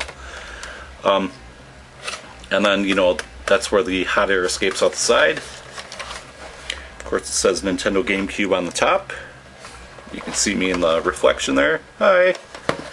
Open button here. And then you can see the CD tray. And I'll show you something real quick here. plop the game in. Whoops, didn't mean to close it. But if you plop a game in and you want to get it out, you can, you can pull it that way, or you can just press down in the center and, ejects the disc right out. Also, there's a reset button here and power up here, and then this light glows orange when you power up the system. Here's what the memory cards look like for the GameCube. They do include stickers that you can, put up there, and an end label as well. I don't have any right now, but they are a little bit smaller than a PS1 or PS2 memory card. Of course, they just slide in the slot right there really easily. And then this is the standard controller that comes with the system. Pretty good controller, not as good as the DualShock in my opinion, but still a very, very nice controller. Got the two sticks here. D-pad is a little bit small. I got 3 shoulder buttons here. And I'll talk about this more in depth some other time. I'll do a separate review for the controller. But there's that. And then the games come in DVD style cases. There's that. Of course, it has the rating on it. The games themselves, however, are mini discs, and you can see my copy of Paper Mario here has a big D on it for douchebag. But anyways, the games come on mini discs, which are smaller than a normal CD or DVD. However, they are slightly bigger than a UMD. And this system was quite a bit more powerful than the PS2 and Dreamcast, slightly less powerful than the Xbox. Really put out some fantastic looking games. The Resident Evil remake is one of the best examples. It's just a great looking remake, a great looking game in its own right. There's Metal Gear Solid, the Twin Snakes, Metroid Prime games look fantastic. Baten Kaitos, Tales of Symphonia, just lots of great looking stuff for the system. And while the system wasn't a failure, it is considered a disappointment. Sold significantly less than the PlayStation 2. Pretty much about the same amount as the Xbox. And some people blame the fact that there was really no online with it. They had Phantasy Star. That was the only online game. Online really wasn't a factor back then. If you had an Xbox, you cared about online. If you had the other systems, you really didn't care. Most PlayStation 2 owners I've talked to never even bothered with the online feature of the system. No, the real problem was the mini discs. They didn't go with the DVDs like PlayStation 2 and Xbox, so these mini discs had less storage. They went with these to prevent piracy and to prevent shovelware from just being thrown on the system. And while they did succeed in those, features or aspects of it, it also prevented a lot of good games from being ported over because these things do not hold a lot of data. And I always find it kind of odd when a really powerful system has a really small storage format. And so a lot of games, they just weren't ported over. It was really light on RPGs. There was Fire Emblem, Baten Kaitos, Tales of Symphonia, and this one, and other than that, it was all garbage. For RPGs, I mean. A lot of games, if they did get ported over, they would be put on 2 discs, or if they couldn't fit it on 2 discs, they would, cut out a lot of content. So, a lot of stuff just didn't make it over. There was no Grand Theft Auto for the system, no Guitar Hero, which you may not care about Guitar Hero now, but back then it was a huge series, and not having it on the GameCube really hurt its sales quite a bit. Another factor too is that it's just kind of viewed as a kiddie system. It's got this cube shape with the handle. A lot of people say it looks like a lunchbox, and the controller with the big green button.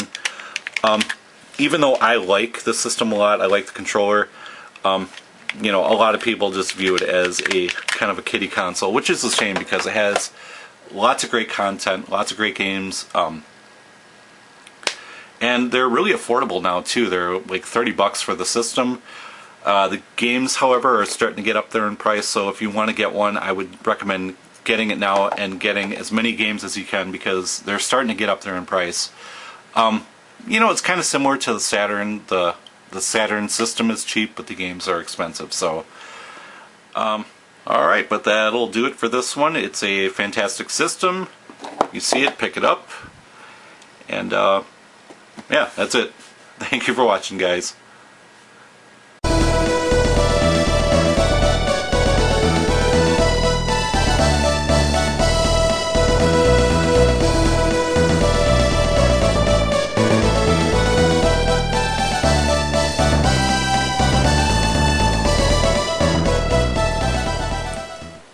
Today we're going to look at the second game in the series, Golden Sun: The Lost Age.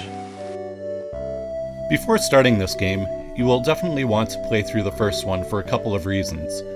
The first one is that the story is a direct continuation of the events that happened in Part 1, and you may be a bit lost if you don't know what happened before. The second and most important reason, in my opinion, is the fact that you can transfer everything you've earned from the first adventure to this one. You won't get access to all this content right away, but it will come in very handy later on. When you finish Golden Sun, there will be a hidden option in the Continue screen that will give you some transfer codes. You can choose from 3 different codes: Bronze, Silver, or Gold. The Bronze only transfers Jin, Gold transfers everything, and Silver is somewhere in between. Why would anyone not want to transfer everything? Well, let's take a look at the Gold code. While it seems a bit excessive, it doesn't seem to be that bad until you realize that there are 6 frickin' pages to go through, and a total of 260 characters that you must copy and then painstakingly enter one by one on the Lost Age. I tried this several years ago, entered something wrong, and the code didn't work. I didn't feel like going through that arduous process again, so I put the game down for several years. Now, there is one more way to transfer the data, and it's much easier. You will need 2 Game Boy Advances and this handy cable right here. Now, there are some third-party cables you can get which will save you a few dollars, but I recommend just getting the Nintendo brand link cable here. Just make sure you're getting the one with the 2 Game Boy Advance ends, because there is one that connects a Game Boy Advance to a GameCube, and you do not want that one. I'd like to start off by amending something I said in my Golden Sun review a couple years ago. I kind of made it seem like the characters and story weren't interesting. They are actually quite good, but unfortunately the characters have a bad habit of talking way too much. Whenever an event happens or they decide on what to do next, they talk about it, which is fine, but then they keep talking about it. And just when you think they're wrapping things up, they talk about it some more. And then they still continue talking and talking and talking without really saying anything. It would have been really nice if the writers would have cleaned up the script a little bit and dropped a few lines here and there. As I said earlier, the story is a direct continuation of the first game.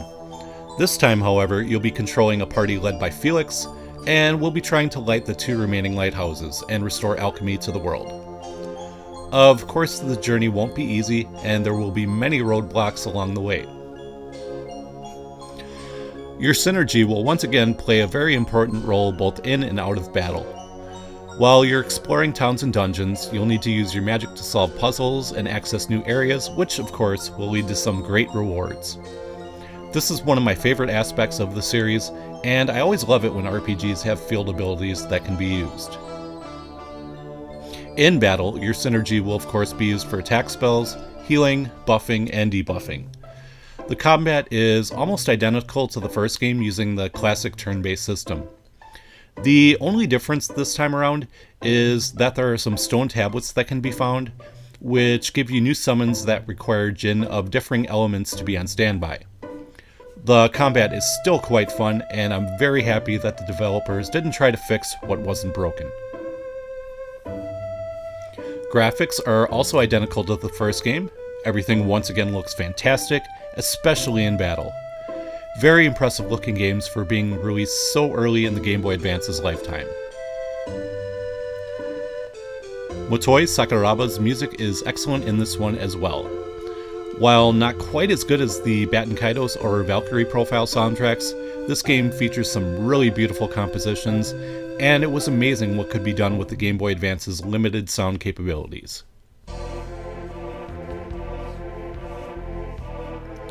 It should take you about 40 hours to complete this one, and the difficulty is just right throughout. Other than the minor annoyance of chatty party members, everything in this game was done exceptionally well. Both of these games combined to make one great adventure, and my favorite RPG on the handheld. Thanks for watching, and I will see you next time.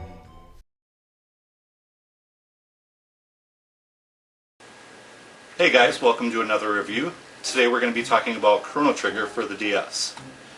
Now, I actually missed out on this game back in the 16-bit era because I had a Genesis. And, I had friends who had the Super Nintendo, and, I would go over there all the time and play games, but none of us were into RPGs at the time, so Chrono Trigger completely passed us by. It wasn't until a few years later that Final Fantasy Chronicles came out for the original PlayStation that I got to try the game out. And I could tell right away that the game was, a masterpiece. Unfortunately, though, the load times really killed it for me. Every time you had to do something in that game, it would be accompanied by a load time. So anytime you go in the menu, you exit the menu, go into battle, out of battle, new screen, new town, whatever, there was a loading screen with it. So, it really added to how long everything took. And it got to the point where later on in the game, I would kind of dread finding equipment and stuff because I was like, oh man, I don't want to tick around in the menu anymore because it's going to take forever. So, yeah, I put it down halfway through and just gave up.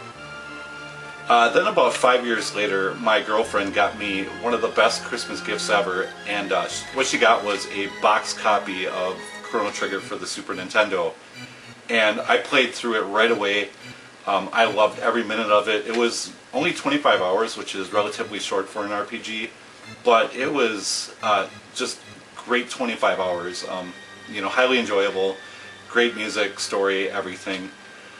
And then a couple years later, we got this for the DS.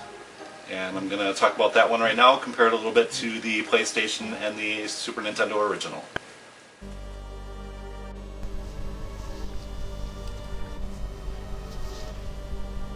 Now, the story in this game revolves around Chrono, the main character, who is attending the Millennial Fair with his friend Marl. And they go to check out Luca's new invention, which is a teleporter.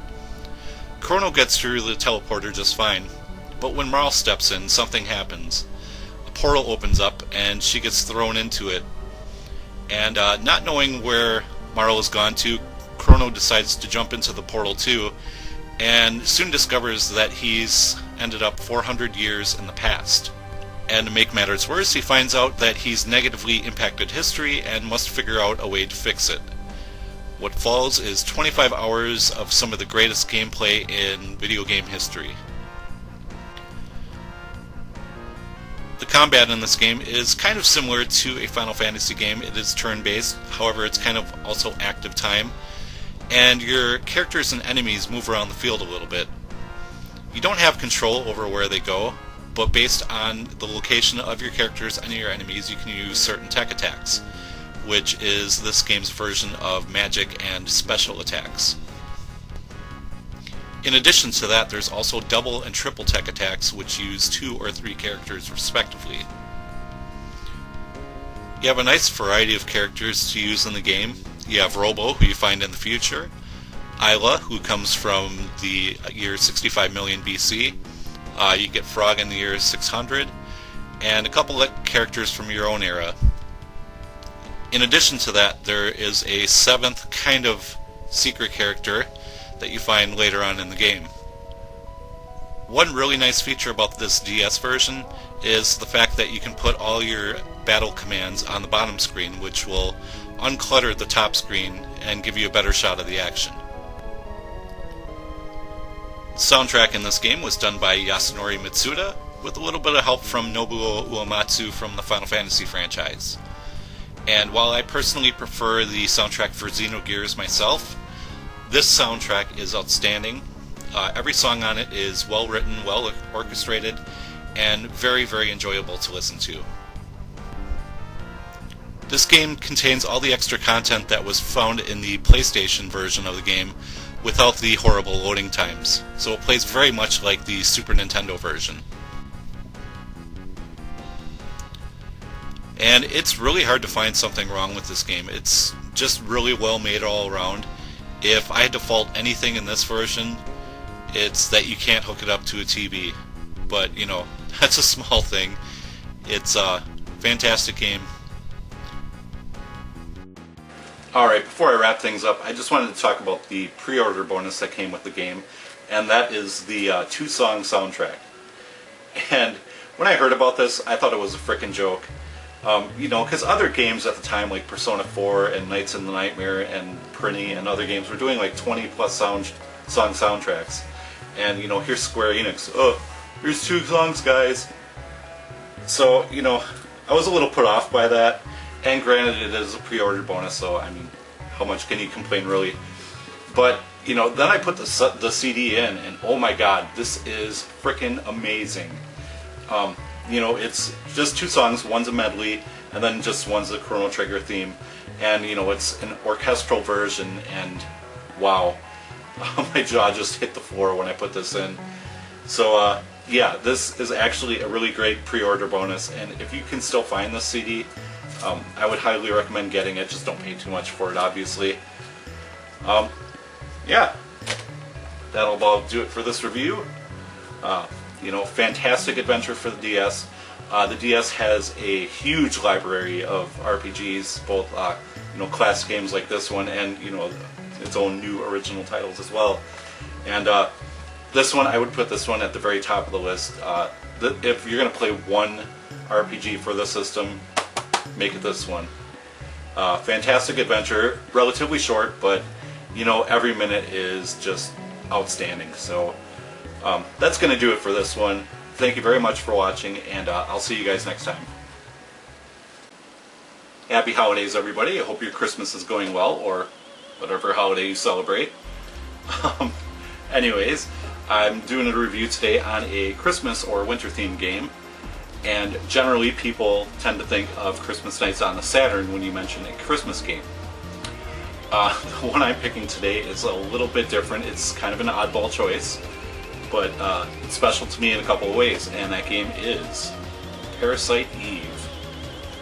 Now, this wasn't the first RPG I played, but it ignited my love for the genre, and also introduced me to what would be my favorite game of all time.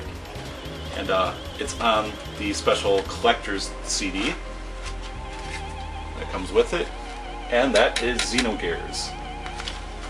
Now, we're not going to talk about Xenogears today. I'll get to that sometime in the future. Today we're going to focus on Parasite Eve, which is an excellent game. So let's take a look at it. One thing I must get out of the way is this is about as much of a Christmas story as the movie Die Hard 2. While both take place on Christmas, either one could have taken place on any wintry, snowy day of the year. I remember seeing ads for this game back in the day, and they always billed it as the cinematic RPG.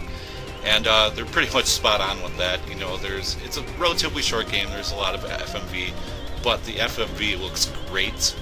Especially this opening cinema right here. I love this one with the opera singer and the whole crowd bursting into flames.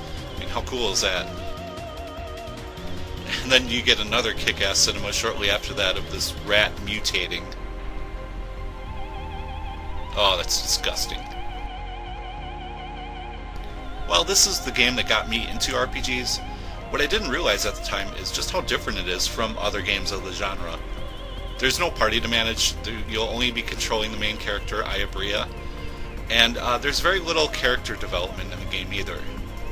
Another thing that sets it apart from other RPGs of the era is that it takes place in the modern-day real world. It's not a medieval world or a steampunk setting like a lot of other RPGs. Most RPGs of the time were doing turn-based combat, and this one does as well. However, you can move around the battlefield while you're waiting for your attack gauge to fill up, so it kind of adds a real-time feel to it. There's a lot of nice customization options you can have for your weapons and armor in this game.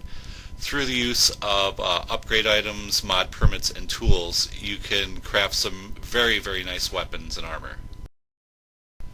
While there is magic in this game called Parasite Energy, it does not play a huge role in the game. Most of the attacks you'll be using will be with your gun. The story of this game revolves around the mitochondria, which is a microorganism that resides within the body producing energy. One day that mitochondria decides to revolt and tries to take over the human race, and it starts doing that by taking over a young girl named Melissa Pierce. I personally enjoyed the story very much. However, some people might not enjoy all the scientific jargon too much and, just be mashing the X button mindlessly. I love the soundtrack in this game. It's a mix of techno and orchestral music. There's also some eerie piano tracks thrown in, and I love it when they have the opera voice going over the top of it. This game uses polygonal models over pre-rendered backgrounds, and it looks great. One thing that can be annoying about the pre-rendered backgrounds is some of the trigger points are very small, and you'll be running back and forth just mashing the X button trying to figure out what to do or try to pick up a weapon. Use telephones to save your game, and it can be kind of funny because the backgrounds are pre-rendered, as are the phones, and when Aya goes to pick up a phone, she actually picks up nothing and holds it up to her ear. It's not a huge deal, but it is kind of funny. The game is actually pretty short. It can be beaten in only about 10 hours.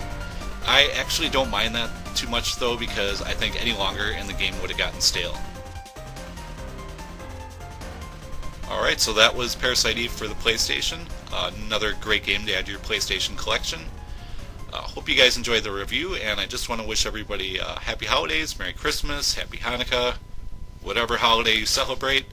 Happy New Year, and I will see you guys in 2014.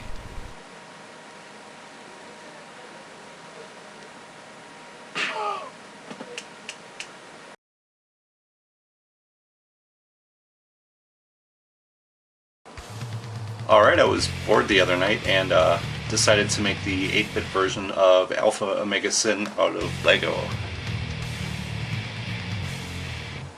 And here's a look at it. It is a little bit taller than the original artwork, just because Legos are taller than they are wide. Pretty faithful representation of it. I did have to improvise with a few colors here and there.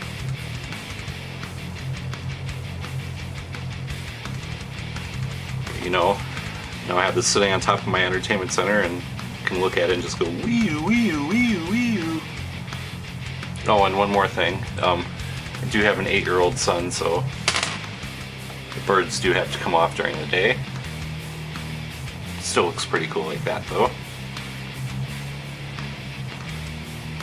Yeah, but it turned out pretty well. Thanks for watching, guys.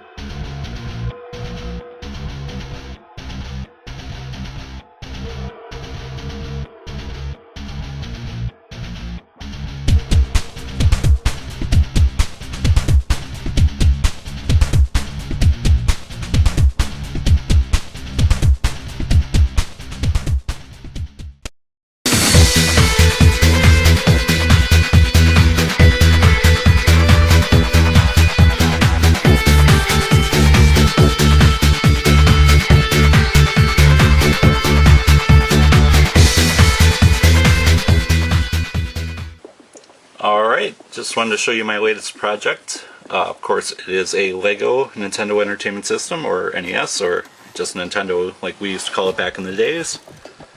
Got a couple of buttons up here. They don't actually do anything, but they do spring back. I'll try to show you how that works in a minute.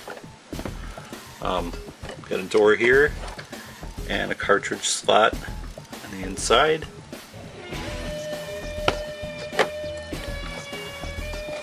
Controller port there, and it does fit an actual Nintendo controller, but you know, it's not going to stay in place. There's a look at the side. I originally did have something else here, but I ended up going with the upside down slope bricks, which works out pretty well. There's the video out and audio out. And no, this is not like a functioning NES. There's no NES bits in the middle, but it's just made to look like it. That's the channel 3-4 switch. It doesn't move though. This right here, you know, it just says what everything does back here. And then that is where the adapter would go, and that's actually a harpoon gun in there. To make it look like that's where you plug it in. And I'll show you that on the inside in a bit. It's coming apart. This side is pretty plain. Okay, and then let's look at the top. Got the nice vents going. And that was actually pretty easy to make. I just did a bunch of jumper plates and some smooth tiles and just put it on its side, and it works out pretty well. See the way the door is attached. And this thing actually does fit a genuine Nintendo cartridge. And then pop it into place, the light comes on. I could not get the light to glow red, mainly because the light bricks are yellow, and you know, no matter how many red pieces you put in front of it, it's going to look orange. And I tried experimenting with other colors behind it to, you know, make it more red, but it ends up like that. It's not a huge deal. I still think it looks pretty good. Alright, and then we'll take the top off here. And just for the heck of it, I decided to sign it on the inside. There's that. And I have not worked out how to get the cartridge slot to come back up on its own. So I do have to work on that. But here's a look at the inside. There's a cartridge slot, you know, pretty much just smooth tiles and some gold grates on the back to kind of try to make it look like the contact points. And just for the heck of it, I have a lightsaber duel going on inside. This piece is the piece that comes down when you put the cartridge in. It hits the light brick, turns it on. Actually, it hits another Technic piece which pushes into the light brick. Up a little bit. Let's see. And I don't know how well you can see this, but the buttons, there are rubber bands behind it to push it back out, and there's actually rubber bands in the buttons to make it want to push in. So it gives it a nice spring action. And then you can see the cartridge slot is operated with a hydraulic lift arm. I did try like 1,000 different ways to get this to raise and lower. This is the best way I found. I wish I had another one for the other side just to make it raise and lower evenly, but I don't. I just have the one here. There's our harpoon gun. This kind of locks the lift arm down and kind of resets it because it had to go on a jumper plate because it's a little bit off. So, you know, there's a jumper at the bottom and then a jumper like right here. But yeah, that's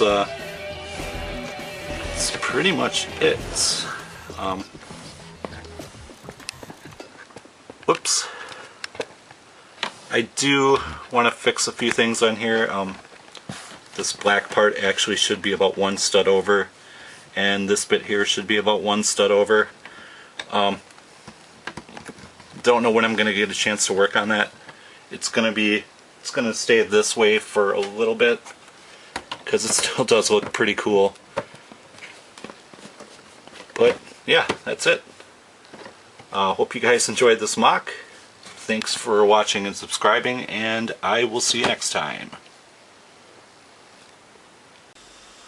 Alright, so we're going to be moving out of our current apartment in a couple weeks, moving actually up to Green Bay. Very excited about that. But I kind of wanted to do a game room tour just because, nothing's ever going to be the same after this. It's going to be a whole new place, a whole new setup. And, keep in mind that I've only been collecting since January, so, and I had to sell my collection off a couple of times before that, so you're not going to see some, like, oh my god, uber awesome collection. There are some really, really cool things in there, though. So, grab a cold one, and we'll check it out. Alrighty, so here we are in, this is actually my son's bedroom, or as I like to call it, Studio B. This is where I film some of my videos that I shoot. This corner right here, we've already taken down the posters, but there would be like a Sonic poster here, Xion from Xenosaga 2, Final Fantasy. So there's that there. And then, videos, who cares about that? This is our secondary TV. It's a really crappy TV. It's actually kind of dirty right now. But it's a really crappy TV that I bought from Kmart for 150 bucks brand new. And, yeah, you can tell that it's a $150 TV because, the picture ain't the greatest. Sound quality isn't that good either. The thing that really bothers me about it, though, is these right here. There's, and they're a little bit dirty.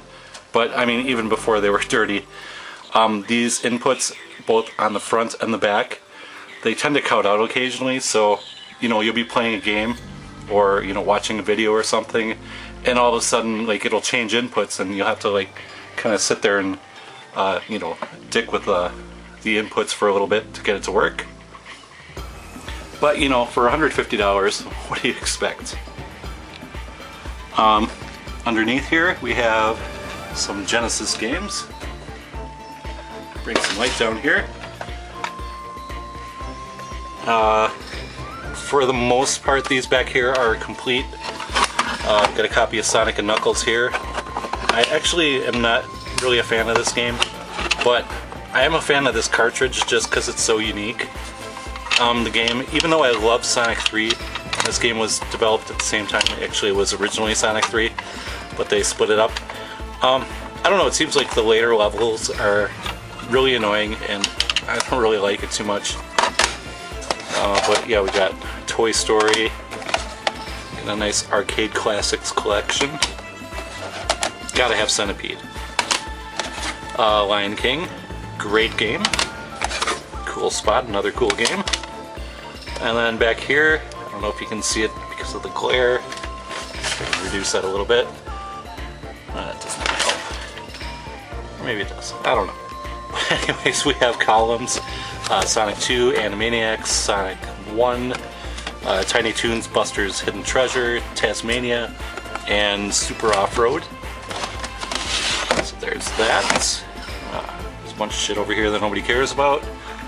Down here, these are actually my girlfriend's consoles. We have the 2600 that I got her for Valentine's Day.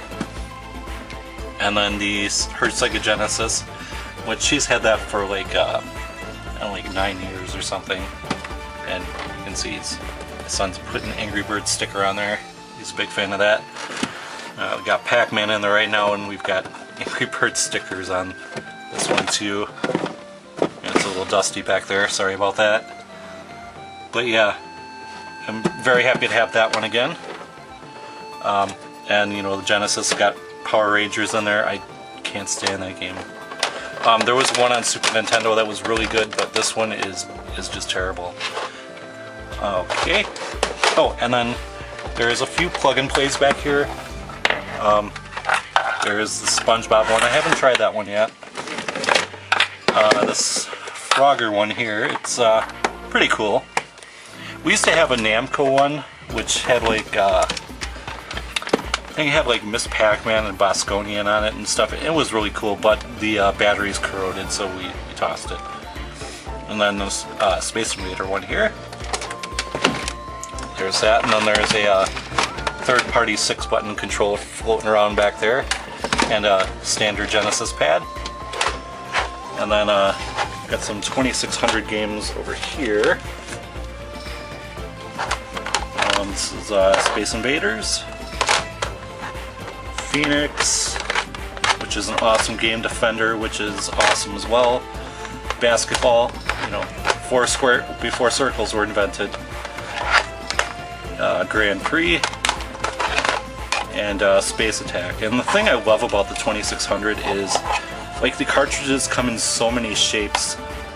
Like, that, I don't know, just something about that is really cool to me. And then here's some more carts. We've got Skiing, Asteroids, which is awesome, Crossbow, haven't played that, Video Pinball, Frostbite, that's my girlfriend's favorite game of all time.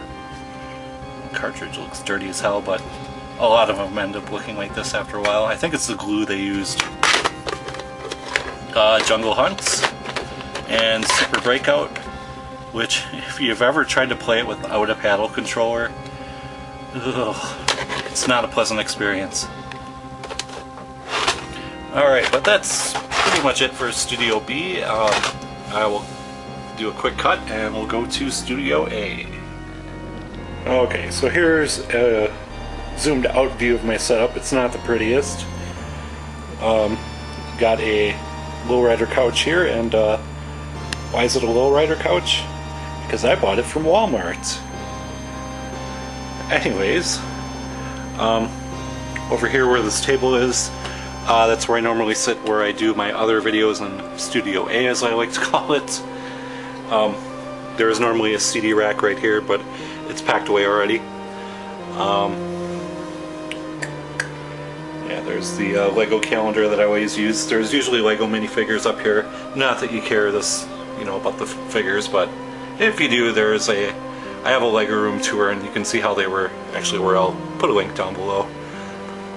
There's my Castlevania Simon Belmont figure. I'm probably gonna get another one because I want to open one up just to have one out. But I don't want to open this one because I do like the packaging on it, so I'd like to keep one intact. So there's that. Got some art on the wall here. Salvador Dali. Very cool. This bright light here, this is what I use for filming everything. It's like the OttLight HD or something like that. It was like 40 bucks. You know, it's okay if you're on a budget, but you have to sit relatively close to it for it to work really well. There's another Dali up there, and then there's a big Star Wars thing that I got from work. Over in the entertainment center here, here's a Lego project I'm working on. Of course, here's the Lego NES. You guys have seen that before, I think. DVR, blah blah blah. Just this light here. Virtua Stick. Model 2 Saturn. My Two Towers Collector's DVD set. Arwen's Evanstar necklace. That's it for that. Come down here, we have my TV. It's a 32-inch, I think. It's a Panasonic Viera, like 722C something TV. It's 720p. I've had it for like 3 years. It's worked out really well. Has like 2 HDMI inputs on the back, one composite, one component, and like an audio in from the computer. So yeah, it works out pretty well. I like it. Here's my switch box for like the composite cables, the red, white, yellow. I think that's the right one. Okay, and then starting up here we have the consoles. And I might have confused somebody a couple weeks ago, or some people a couple weeks ago, because I, had a video where I had a broken PS2. That was actually an old video from my other channel. This is in fact the one I got from eBay. I basically traded my old broken one for this one, which is in really good condition, works really well. I've beaten several games on it already since I got it a couple months ago. Monokemia, God of War 2, Guitar Hero, Metallica, so yeah, it's working out really well. Persona 4 is camping out in there right now. This is the Dreamcast. Sadly, it does not get played too often. Main reason for that is I don't have many games for it at the moment. And what's in there now? Nothing. So I should really rectify that soon, because I do love the Dreamcast, one of my favorites. Right below it, this just got this earlier this year, the Sega Saturn. Probably the best thing I bought all year. I really enjoy this console a lot. Of course, got the action replay in the back. Yeah, great for 2D fighting games and shooters, and has some great RPGs on it as well. And got Darius Gaiden in there right now. Right next to it I have the GameCube with the Wavebird, and the Game Boy player on the bottom, and that's actually Castlevania Circle of the Moon down there. And then it has the boot up disc for the Game Boy player, and that's the receiver for the Wavebird. Below that we have the Wii, which I got the Wii this year. I mainly got it for my girlfriend and my son. Oh yeah, and there's big electrical spaghetti nightmare back there. Basically got it for them. I played Rayman Origins on it, and a little of New Super Mario Brothers Wii, and I enjoyed the hell out of Rayman, but that's a multi-plat, There's not really a lot I want to play on here. The main thing I do is I download PC Engine games that are super expensive, but otherwise I don't really use it at all. Right next to it we have the real NES, not the Lego one. This one I got from Gamer Emporium. Thank you very much for that. And a copy of Gyrus in there, which is an awesome game, and I believe I got that from Gamer Emporium as well, so thanks again for that. Oh, and then I have the NES Max. Love that controller, and then the classic brick controller. Moving on to the shelves below it. This is usually filled with tons of crap. That's all packed away. I just have my art books in it now. This is from Valkyria Chronicles on PS3, and I guess this one is kind of rare because I don't see it too often. It's not worth a ton of money, but it's still cool to have. Tactics Ogre Tarot cards, Dissidia slipcovers, and Dragon Quest VIII flyer that my friend got me from Japan. Or Dragon Quest IX, I'm sorry. That's pretty cool. Eternal Poison art book. Knights in the Nightmare art book. This one is my favorite out of all the ones I own. Just some gorgeous, gorgeous artwork in it.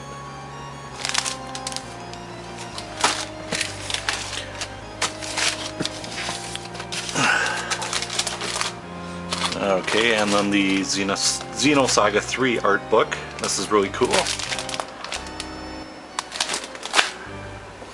And nothing else in there except my birth certificate, but there was no personal information on the outside of it, so I think we're safe. Down below here, I've got another switcher. This is for the component cables. I have a cable PS2 PSP. This is my PSP cord. Under that we have all the extra controllers, memory cards, got some GBA carts in here, got Riviera, Rebel Star Tactical Command, a couple of original Game Boy games, this funky thing, which actually works out pretty well. The zapper's hiding out down there. Let's see, and then I have some got a original GBA, my favorite handheld of all time, and I prefer this model over any other. You know, not having a backlight sucks, but I love the just the shape of this, and it's just feels really comfortable. And then my broken Game Gear, which I haven't got around to fixing yet, but I will. Okay, so there's that one. And moving on over, oh yeah, let's see, I have a Panasonic TC L32C22, whatever that means. Lots of random crap in here. I've got my Nintendo DSi box, my stuff for my camera. Oh, and if you're wondering what kind of camera I use, it's that one right there. It was like $200. You know, it's good for now, but I hope to upgrade sometime soon. It claims to do true HD. I don't know if I buy that, because none of my videos appear to be in HD. That's the sleeve for the Game Boy player startup disc. Hideously ugly action replay box, but you know, the action replay is freaking awesome. It's in the Nightmare box. I had some like Wii controllers in here and stuff. It's not in there anymore. Got this from the Virtua Stick. Oh yeah, and I have my Pandora battery for when I want to rehack my PSP again. Okay, moving on to games. Hopefully there's not too much glare from the light. Wii collection. I still have to play Pikmin. Heard it's a great game. Still have to try it out. GameCube games. I used to love these kind of games, but now I play them and I'm like, eh. There's a case for the Game Boy Player startup disc. PS2 games. This one is actually Nano Breaker in a blank case. I got that from Gamer Emporium, and then this is Primal. This one I got from Doom Waves, Shadow of the Colossus. Still have to play it yet. Favorite PS2 RPG of all time. Okay, PSP games. This is Persona 3 Portable. Great game. Tactics Ogre, got that from Gamer Emporium as well. Adventure Time, I love that show. The game is pretty good. I guess it's like Zelda 2 pretty much. It's pretty simple, but a lot of fun. Dragon Quest 9, I have Dragon Quest 6 still sealed. Boktai, this is not sealed, it has the plastic, but you know, it's open on the top. But everything's all in there, great condition. My favorite of the Game Boy Advance trilogy. And my pitiful Dreamcast collection. This game's supposed to be really good, I think. But then I have Power Stone. It's pretty fun.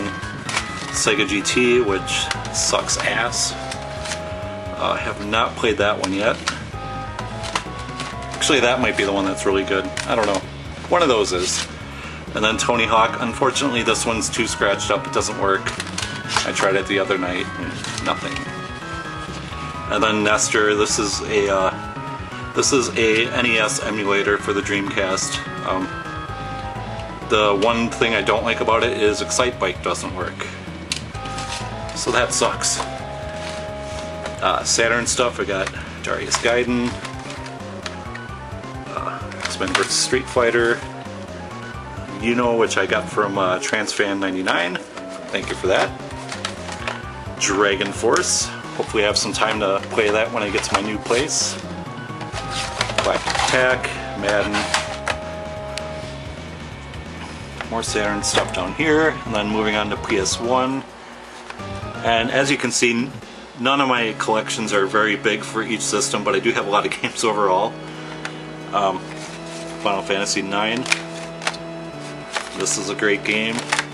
This is another great game. my favorite in the series actually. Parasite Eve. Awesome game. It's missing the manual, but it has the bonus demo disc, which is really cool. My one lone PC Engine game. Super Game Boy, even though I don't have a Super Nintendo at the moment. I used to, and I plan on getting one again. The rest of my Genesis stuff, just 2 sports games. And NES collection. I think I might have more NES games than any other system. Maybe, I don't know. But nothing too special. I mean, a lot of these are good games like Immortal, Metroid, but nothing like fantastically rare or anything like that. Nah. Teenage Mutant Ninja Turtles, the arcade game. That one's a lot of fun. My one lone 5200 game. I don't know why I picked it up, but I saw it there. And I was like, cool, I want that. Here's my music DVD collection. My DVD collection is really small. This is a bootleg Death concert. Kind of sucks, actually. Creator, this is a fucking awesome concert. Rust in Peace Live, again, awesome. Nirvana, again, well, these are all awesome, except for the Death one. My favorite band of all time, Opeth. Got 2 of those. Rage Against the Machine, great show. Sepultura, it's actually got 3 DVDs in one. And Slayer. And then Angry Video Game Nerd DVDs. Persona 4 animes. Got the Xenosaga animes, collections 1, 2, and 3. And then moving on to just like normal movies, there's, you know, Dark Knight, Batman Begins. Love this movie. Hitchhiker's Guide to the Galaxy, hilarious. Got these horror collections. I still haven't watched all the movies on them, and I've had these for like a year now. Lord of the Rings, of course, that's awesome. Metalocalypse, brutal. Terminator 3, I got this like half a year ago, still haven't watched it. Now to like the cartoons and stuff, Adventure Time, which is an excellent show. Animaniacs, love that one. Got 2 of those. This one was actually a contest that I won from Ben's Toy Bin. Got our Lego Club DVD, Lego Star Wars, regular show. This one is also very awesome. The show's hilarious. Total Drama Island, another great show. And of course, being a gamer, I had to get Wreck-It Ralph, because it's full of retro game goodness. And then I have the Star Wars trilogy on VHS actually, and I don't even have a VHS to watch it on. And then I just have some random Lego boxes to fill out the space. This bottom part used to be filled with CDs, but I packed them all away, so there's there. And then my Prinny box and Dragon Quest 8 box, Persona, and more random Lego boxes. Okay, almost at the end here. We just keep the Wii controllers on the coffee table because, you know, my son uses it all the time, so it's just easier that way. Underneath here, I have my PSP 1000, which actually doesn't get used anymore. I would like to rehack it again someday, just because I like the having, you know, portable retro emulators. Got the DS Lite, or DSi XL, I'm sorry. Whoops, as I break it. Got Dragon Quest 9 going on it constantly. And then the PSP 3000. And then normally I have like a bunch of strategy guides under here that I'm, you know, for games I'm currently playing. Those are all packed away. But I don't know, I have like 25 of them, maybe 30. I plan on doing a video on them eventually when we get to the new place. And then this is my crappy PC. I don't even know what model it is, but it can only run up to Windows XP. It's It really sucks. It can only do like Windows Movie Maker. It's a really horribly outdated computer. I don't like it, but I mean, I guess it serves its purpose for now. But yeah, that's pretty much it. So hope you guys enjoyed my crappy room tour. Thank you for watching, and I will see you next time.